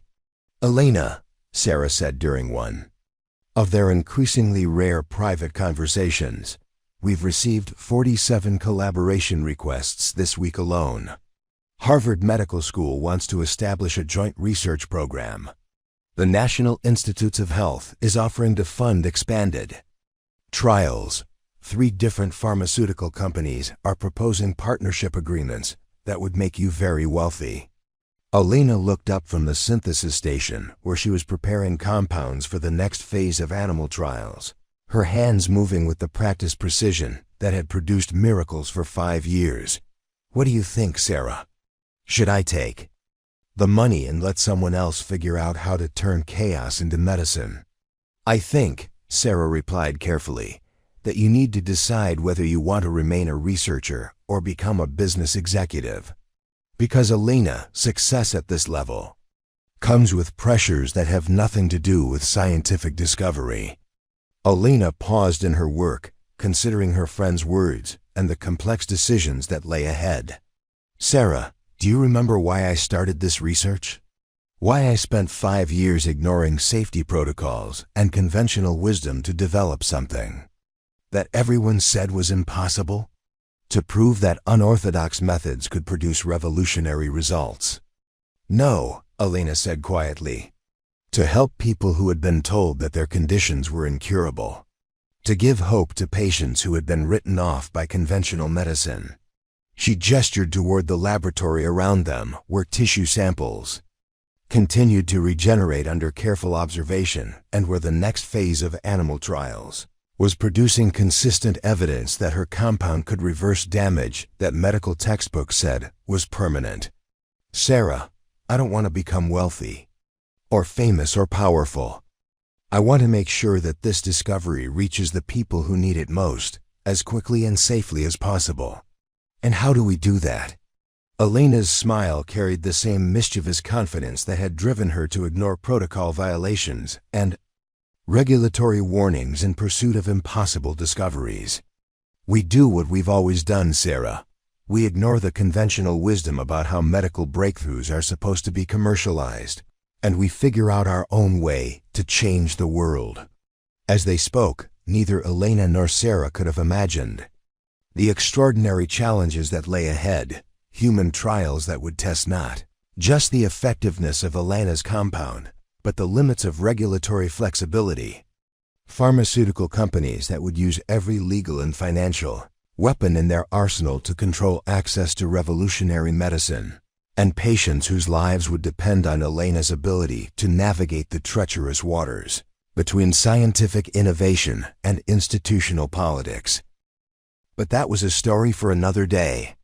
Tonight, surrounded by regenerating tissue samples and monitoring equipment that documented the impossible on an hourly basis, Elena was content to focus on the pure joy of scientific discovery and the quiet satisfaction of knowing that her unorthodox methods had finally found the validation they deserved. The real adventure was just beginning. 3 months after the first successful animal trials, Elena found herself standing in the corridor outside the hospital room of Maria Santos, a 42-year-old construction worker who had volunteered to become the first human subject to receive Elena's regenerative compound. Maria had suffered massive cardiac damage in an industrial accident 6 months earlier, and conventional medicine had given her a prognosis measured in weeks rather than years. Dr. Vasquez, Maria said when Elena entered the room, her voice weak but determined. My daughter is getting married next spring. The doctors told me I wouldn't live to see it, but Dr. Chun explained what your treatment might be able to do. Elena sat down in the chair beside Maria's bed, feeling the weight of responsibility that came with being someone's last hope. The human trials had been approved under compassionate use protocols that allowed experimental treatments for patients with terminal conditions. But Elena knew that the difference between tissue samples and living patients was measured in lives, rather than data points. Maria, I want to be completely honest with you about what we're attempting, Elena said carefully. This compound has worked consistently in animal trials, but human physiology is more complex than anything we've tested. So far, there's a chance that it could save your life. But there's also a chance that it could have side effects we haven't anticipated. Maria nodded, her eyes reflecting the kind of courage that comes from facing impossible odds with grace and determination. "Dr. Vasquez, I've been dying for 6 months. If your treatment doesn't work, I'm not any worse off than I am right now. But if it does work, if it works," Elena finished quietly, "you might live to walk your daughter down the aisle." The human trial protocols were unlike anything Elena had ever experienced.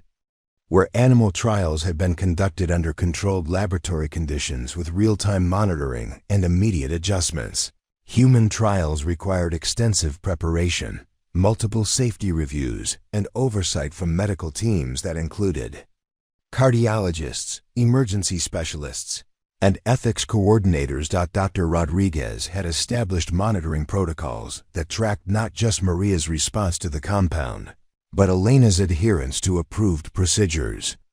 Every decision, every adjustment, every intuitive leap that had characterized Elena's research methods would be documented and reviewed by regulatory officials who had the power to halt the trials immediately if they detected any deviation from established protocols.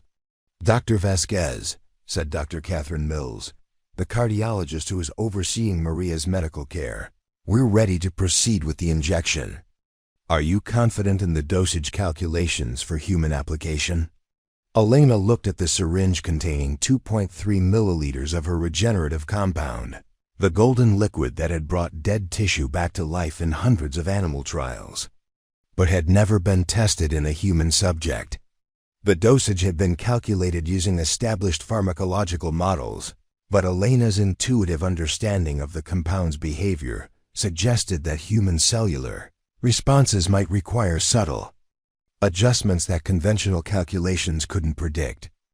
"Dr. Mills, the dosage is consistent with our animal trial protocols, adjusted for human body mass and cardiovascular volume," Elena replied, which was technically accurate, but didn't address her growing sense that Maria's specific condition might require modifications that weren't reflected in the approved protocols. Sarah, who was monitoring the documentation requirements from her position at the control station, caught Elena's eye and nodded almost imperceptibly. They had developed a series of subtle signals during the animal trials that allowed Elena to communicate her intuitive insights without triggering regulatory concerns about protocol deviations. "All monitoring systems are active," Sarah announced. "We're tracking cardiac function, cellular uptake, protein distribution, and metabolic indicators in real time." Elena approached Maria's bedside with the careful precision that had characterized every breakthrough in her career. But this time the stakes were measured in human life rather than scientific publication. "Maria, you're going to feel a slight pressure as I inject the compound directly into your cardiac tissue. The procedure itself takes about 30 seconds, but the regenerative effects should begin within minutes." "Dr. Vasquez," Maria said quietly, reaching out to grasp Elena's hand, "whatever happens, thank you for giving me hope when everyone else had given up." Elena felt the weight of those words as she prepared the injection, understanding that she was about to either validate 5 years of unorthodox research or destroy her career in the most public way possible. But as she looked into Maria's eyes and saw the quiet courage of someone who was facing death with dignity, Elena felt the same calm confidence that had carried her through every impossible discovery she had ever made. "Administering regenerative compound," Elena announced, her voice steady despite the magnitude of what she was attempting. "Initial injection complete." The monitoring equipment immediately began registering changes in Maria's cellular activity, but the patterns were different from anything Elena had observed in animal trials. The compound uptake was proceeding more slowly than expected. The protein binding was occurring in different tissue areas, and the electromagnetic signatures suggested that human cellular responses were far more complex than their animal models had indicated. "Compound distribution is not following predicted patterns," Dr. Larson reported from the monitoring station, her voice tight with concern. "We're seeing uptake rates that are approximately 40% below animal trial levels." Elena studied The real-time cardiac imaging that showed her compound beginning to interact with Maria's damaged tissue. But the regeneration patterns were unlike anything in their extensive database. The golden glow that had characterized tissue regeneration in laboratory samples was present but subdued, and the cellular reconstruction was proceeding in ways that their monitoring equipment wasn't designed to track. Dr. Vasquez, Dr. Mills. Saad, moving closer to examine Maria's vital signs. The patient's heart rate is showing irregular patterns. Should we be concerned about adverse reactions? Elena looked at the monitors, then at Maria, whose color was already beginning to improve as the compound worked its way through her cardiovascular system. The irregular heart patterns weren't signs of distress. They were signs of healing tissue, attempting to synchronize with damaged areas that were being rapidly regenerated. The irregular patterns are consistent with cardiac remodeling, Elena said, though she knew she was making intuitive leaps that her documentation team would struggle to support with conventional evidence. As the compound awakens dormant cellular functions, the heart muscle is attempting to integrate new tissue with existing structures. That's not in any of our predicted response models, Dr. Rodriguez pointed out from her observation position. Dr. Vasquez, are you suggesting that human cellular responses are fundamentally different from what we observed in animal trials? Elena paused, understanding that her answer would determine whether the human trials continued or were halted immediately.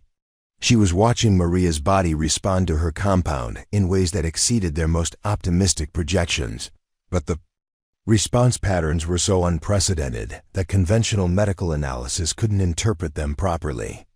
Dr. Rodriguez, what I'm suggesting is that human cellular memory is more sophisticated than animal models indicated, Elena said carefully. The compound is working exactly as designed, but human tissue is responding with greater complexity and intelligence than we anticipated. 15 minutes post-injection, Dr. Torres announced. Cardiac function has improved by... Wait, these readings can't be correct. He double-checked his instruments, then looked up at Elena with an expression of medical astonishment. Dr. Vasquez, according to these monitors, the patient's cardiac function has improved by 75%. The damaged tissue areas are showing complete regeneration.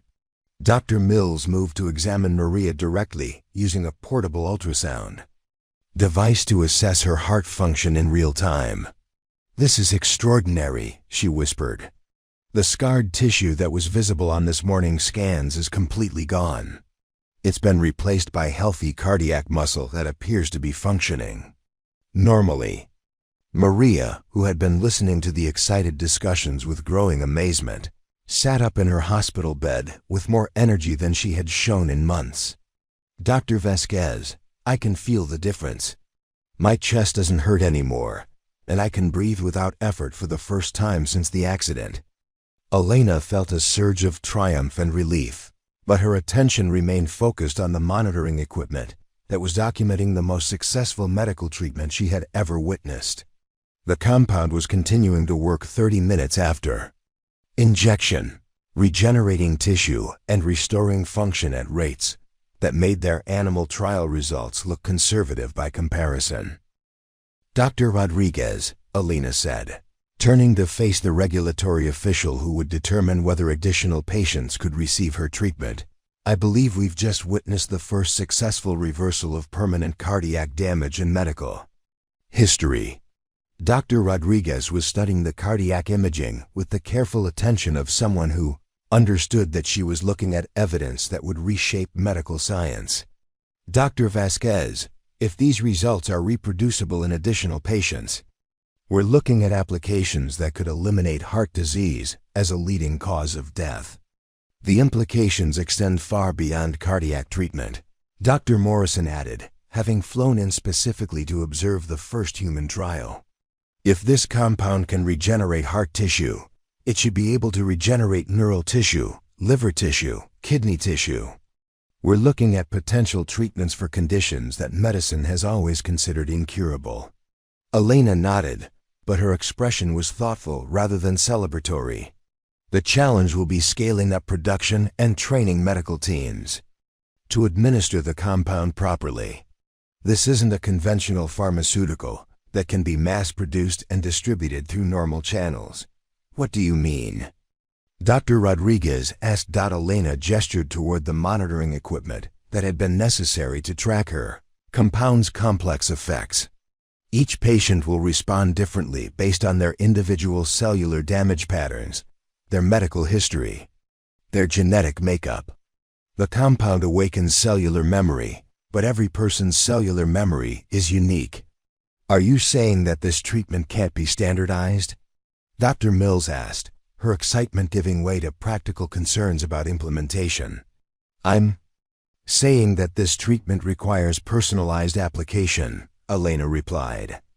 The basic compound formulation remains consistent, but the dosage, timing, and administration protocols need to be adjusted based on each patient's specific condition. Sarah looked up from her documentation station with an expression that Elena recognized as the beginning of a new logistical challenge. Elena, if personalized application is required, we're looking at training requirements and oversight, protocols that are completely different from conventional pharmaceutical distribution. Elena was quiet for a moment, considering the implications of her discovery for the broader medical community. She had spent 5 years developing a compound that could work miracles, but implementing those miracles on a global scale would require changes to medical education, regulatory frameworks, and healthcare delivery systems that went far beyond anything she had anticipated. Dr. Rodriguez, Elena said finally, I think we need to have a serious conversation about how to bring revolutionary medicine to the people who need it, without compromising the personalized care that makes it effective. Dr. Rodriguez nodded, but her expression suggested that she was already thinking about the bureaucratic and political challenges that lay ahead. Dr. Vasquez, you've solved the scientific problem. Now we have to solve the implementation problem. As the medical team continued monitoring Maria's remarkable recovery, Elena found herself thinking about the path that had brought her to this moment. 5 years of criticism and protocol violations that had led to a discovery that could save millions of lives, but only if they could figure out how to deliver personalized miracle medicine in a healthcare system designed for standardized treatments. It was going to be the greatest challenge of her career, and the most important. The next 6 hours, Maria's recovery continued to exceed every optimistic projection. Her cardiac function improved to levels that were better than normal for her age group. Her energy returned to pre-accident levels, and follow-up scans showed complete regeneration of tissue that had been considered permanently damaged.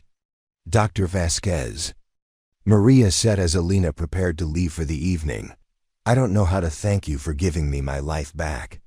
Elena smiled, but her expression carried the weight of someone who understood that Maria's recovery was just the beginning of a much larger journey. Maria, thank me by living well and by telling people that sometimes the most important medical breakthroughs come from researchers who are willing to think differently. As Elena left the hospital that evening, she was met by a crowd of reporters who had learned about the successful human trial through sources she couldn't identify. The questions came at her like rapid-fire bursts. How did the compound work? When would it be available to other patients? What were the implications for treating other degenerative diseases? Dr. Vasquez called a reporter from the Seattle Times. Is it true that your regenerative compound can reverse any type of tissue damage? Elena paused at the hospital entrance, considering how to explain 5 years of unorthodox research in terms that the general public could understand. What I can tell you is that we've successfully treated a patient whose condition was considered terminal, using methods that conventional medicine said were impossible. The implications are significant, but we still have a great deal of work to do before this treatment becomes widely available. Dr. Vasquez, another reporter called out, sources at the FDA suggest that your research methods have been controversial. How do you respond to critics who say that your approach to safety protocols is too risky? Elena's smile carried a hint of the confidence that had driven her to ignore conventional wisdom for 5 years. I respond with results. Critics can question my methods all they want, but they can't argue with a patient who was dying 6 hours ago and is now planning to attend her daughter's wedding. As Elena made her way through the crowd toward her car, she was approached by Dr. Martin Kelly, a representative from Consolidated Pharmaceuticals who had been pursuing licensing rights to her compound for months. Dr. Vasquez, Dr. Kelly said, falling into step beside her, after today's results, my company is prepared to offer you a licensing agreement that would provide unlimited research funding and global distribution capabilities. Elena stopped walking and turned to face him with an expression that suggested she had been expecting this conversation. Dr. Kelly, what would your company's distribution timeline look like for making this treatment available to patients who need it? With our global manufacturing capabilities and regulatory expertise, we could have your compound in clinical trials worldwide within 18 months and on the market within 3 to 5 years. Elena considered his words, thinking about patients like Maria who were dying while pharmaceutical companies navigated regulatory processes and profit margins. Dr. Kelly, how many people will die from conditions that my compound could treat, while your company spends 3 to 5 years bringing it to market? Dr. Kelly looked uncomfortable with the directness of her question. Dr. Vasquez, drug development requires careful testing and regulatory approval to ensure patient safety. Rushing revolutionary treatments to market without proper oversight has resulted in medical disasters, and delaying revolutionary treatments has resulted in unnecessary deaths, Elena replied. Dr. Kelly, I appreciate your company's interest, but I'm not ready to turn over control of this discovery to an organization whose primary concern is profit margins rather than patient outcomes. As she reached her car, Elena found herself thinking about the choice that lay ahead. Partner with pharmaceutical companies that had the resources to bring her discovery to global markets, but would prioritize profits over patients, or find alternative approaches that could deliver personalized medicine directly to the people who needed it most. It was a decision that would determine not just the future of her research, but the future of medicine itself. The next morning, Elena arrived at the Meridian Institute to find her laboratory filled with visitors she hadn't expected. Dr. James Morrison from Johns Hopkins, Dr. Elizabeth Santos from the Mayo Clinic, Dr.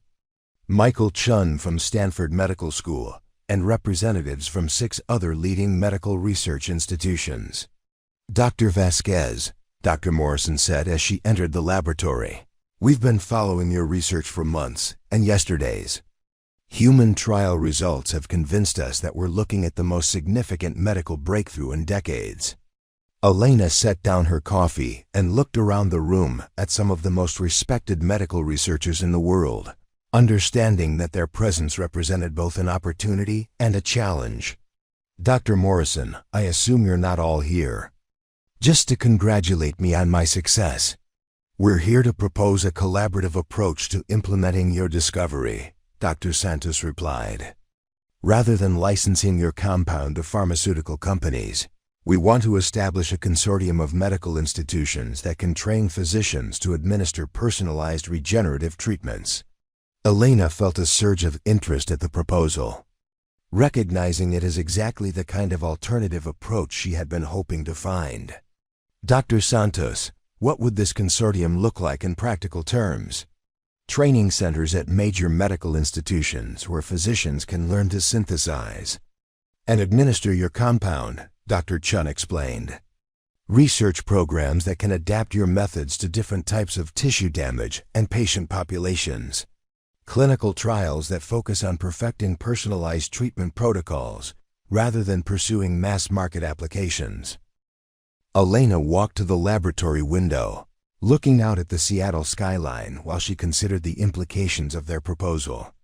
A medical consortium would allow her discovery to reach patients without surrendering control to pharmaceutical companies, But it would also require training hundreds of physicians to master techniques that had taken her 5 years to develop.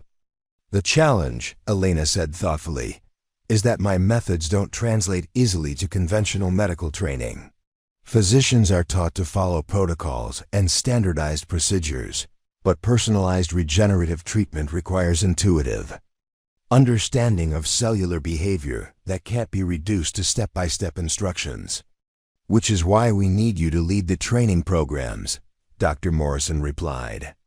Dr. Vasquez, you're not just the inventor of this compound, you're the only person who fully understands how to make it work consistently.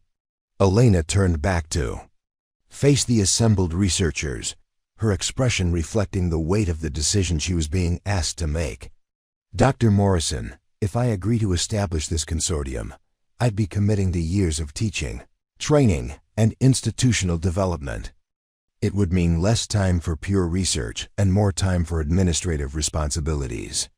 It would also mean that your discovery reaches thousands of patients, rather than being buried in pharmaceutical development pipelines, Dr. Santos pointed out. Elena was quiet for a long moment, thinking about Maria Santos recovering in her hospital room and about the millions of other patients around the world who were dying from conditions that her compound could treat. She had spent 5 years proving that unorthodox methods could produce revolutionary results, but now she faced the choice between personal research freedom and global medical impact. Dr. Morrison, Elena said finally, if we establish this consortium, I want complete control over the training protocols and quality standards. I won't have physicians administering simplified versions of my compound that don't work properly. Agreed, Dr. Morrison replied immediately. And I want guaranteed access for patients who can't afford expensive treatments. This discovery doesn't belong to wealthy patients or profitable medical centers. It belongs to anyone who needs it. Also agreed, Dr. Santos added. Elena smiled, feeling the same excitement that had driven her to ignore conventional wisdom and pursue impossible discoveries. Then let's change the world, one physician at a time. As the medical consortium took shape over the following weeks, Elena found herself facing challenges she had never anticipated. Training physicians to think intuitively about cellular behavior required teaching methods that were as unorthodox as her research techniques. Establishing quality control standards for personalized medicine meant developing assessment protocols that could evaluate treatment effectiveness without standardizing treatment approaches. Most challenging of all, Elena discovered that success brought a level of public scrutiny that made her previous regulatory challenges look simple by comparison. Media coverage of her revolutionary discovery attracted attention from patient advocacy groups, government officials, pharmaceutical lobbyists, and medical ethicists who all had strong opinions about how regenerative medicine should be developed and distributed. Elena, Sarah said during one of their weekly strategy meetings, we've received requests for interviews from 63 media outlets, collaboration proposals from 47 research institutions, and legal challenges from 12 pharmaceutical companies who claim that your compound infringes on their intellectual property. Elena looked up from the training material she was developing for the consortium's first physician education program, her expression reflecting the exhaustion that came from trying to balance revolutionary research with institutional politics. Sarah, do you remember when our biggest challenge was convincing Dr. Reeves that my methods weren't too dangerous for institutional approval? I remember, Sarah replied with a tired smile. Those were simpler times. Elena stood up and walked to the laboratory window, looking out at the city where Maria Santos was now living a normal life, thanks to a compound that had been created through 5 years of unorthodox thinking and institutional rebellion. Sarah, we've proven that impossible methods can produce impossible results.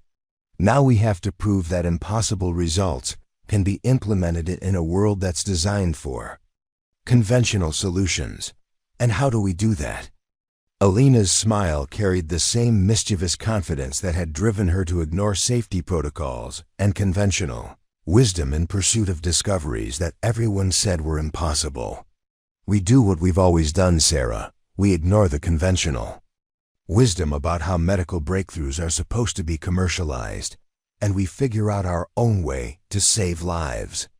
As Elena returned to her work developing training protocols that could teach conventional physicians to think like unorthodox researchers, she knew that the greatest challenges still lay ahead. But she also knew that somewhere in the world there were patients like Maria who were counting on her ability to navigate the complex intersection of scientific innovation and institutional implementation. It was going to be the adventure of a lifetime.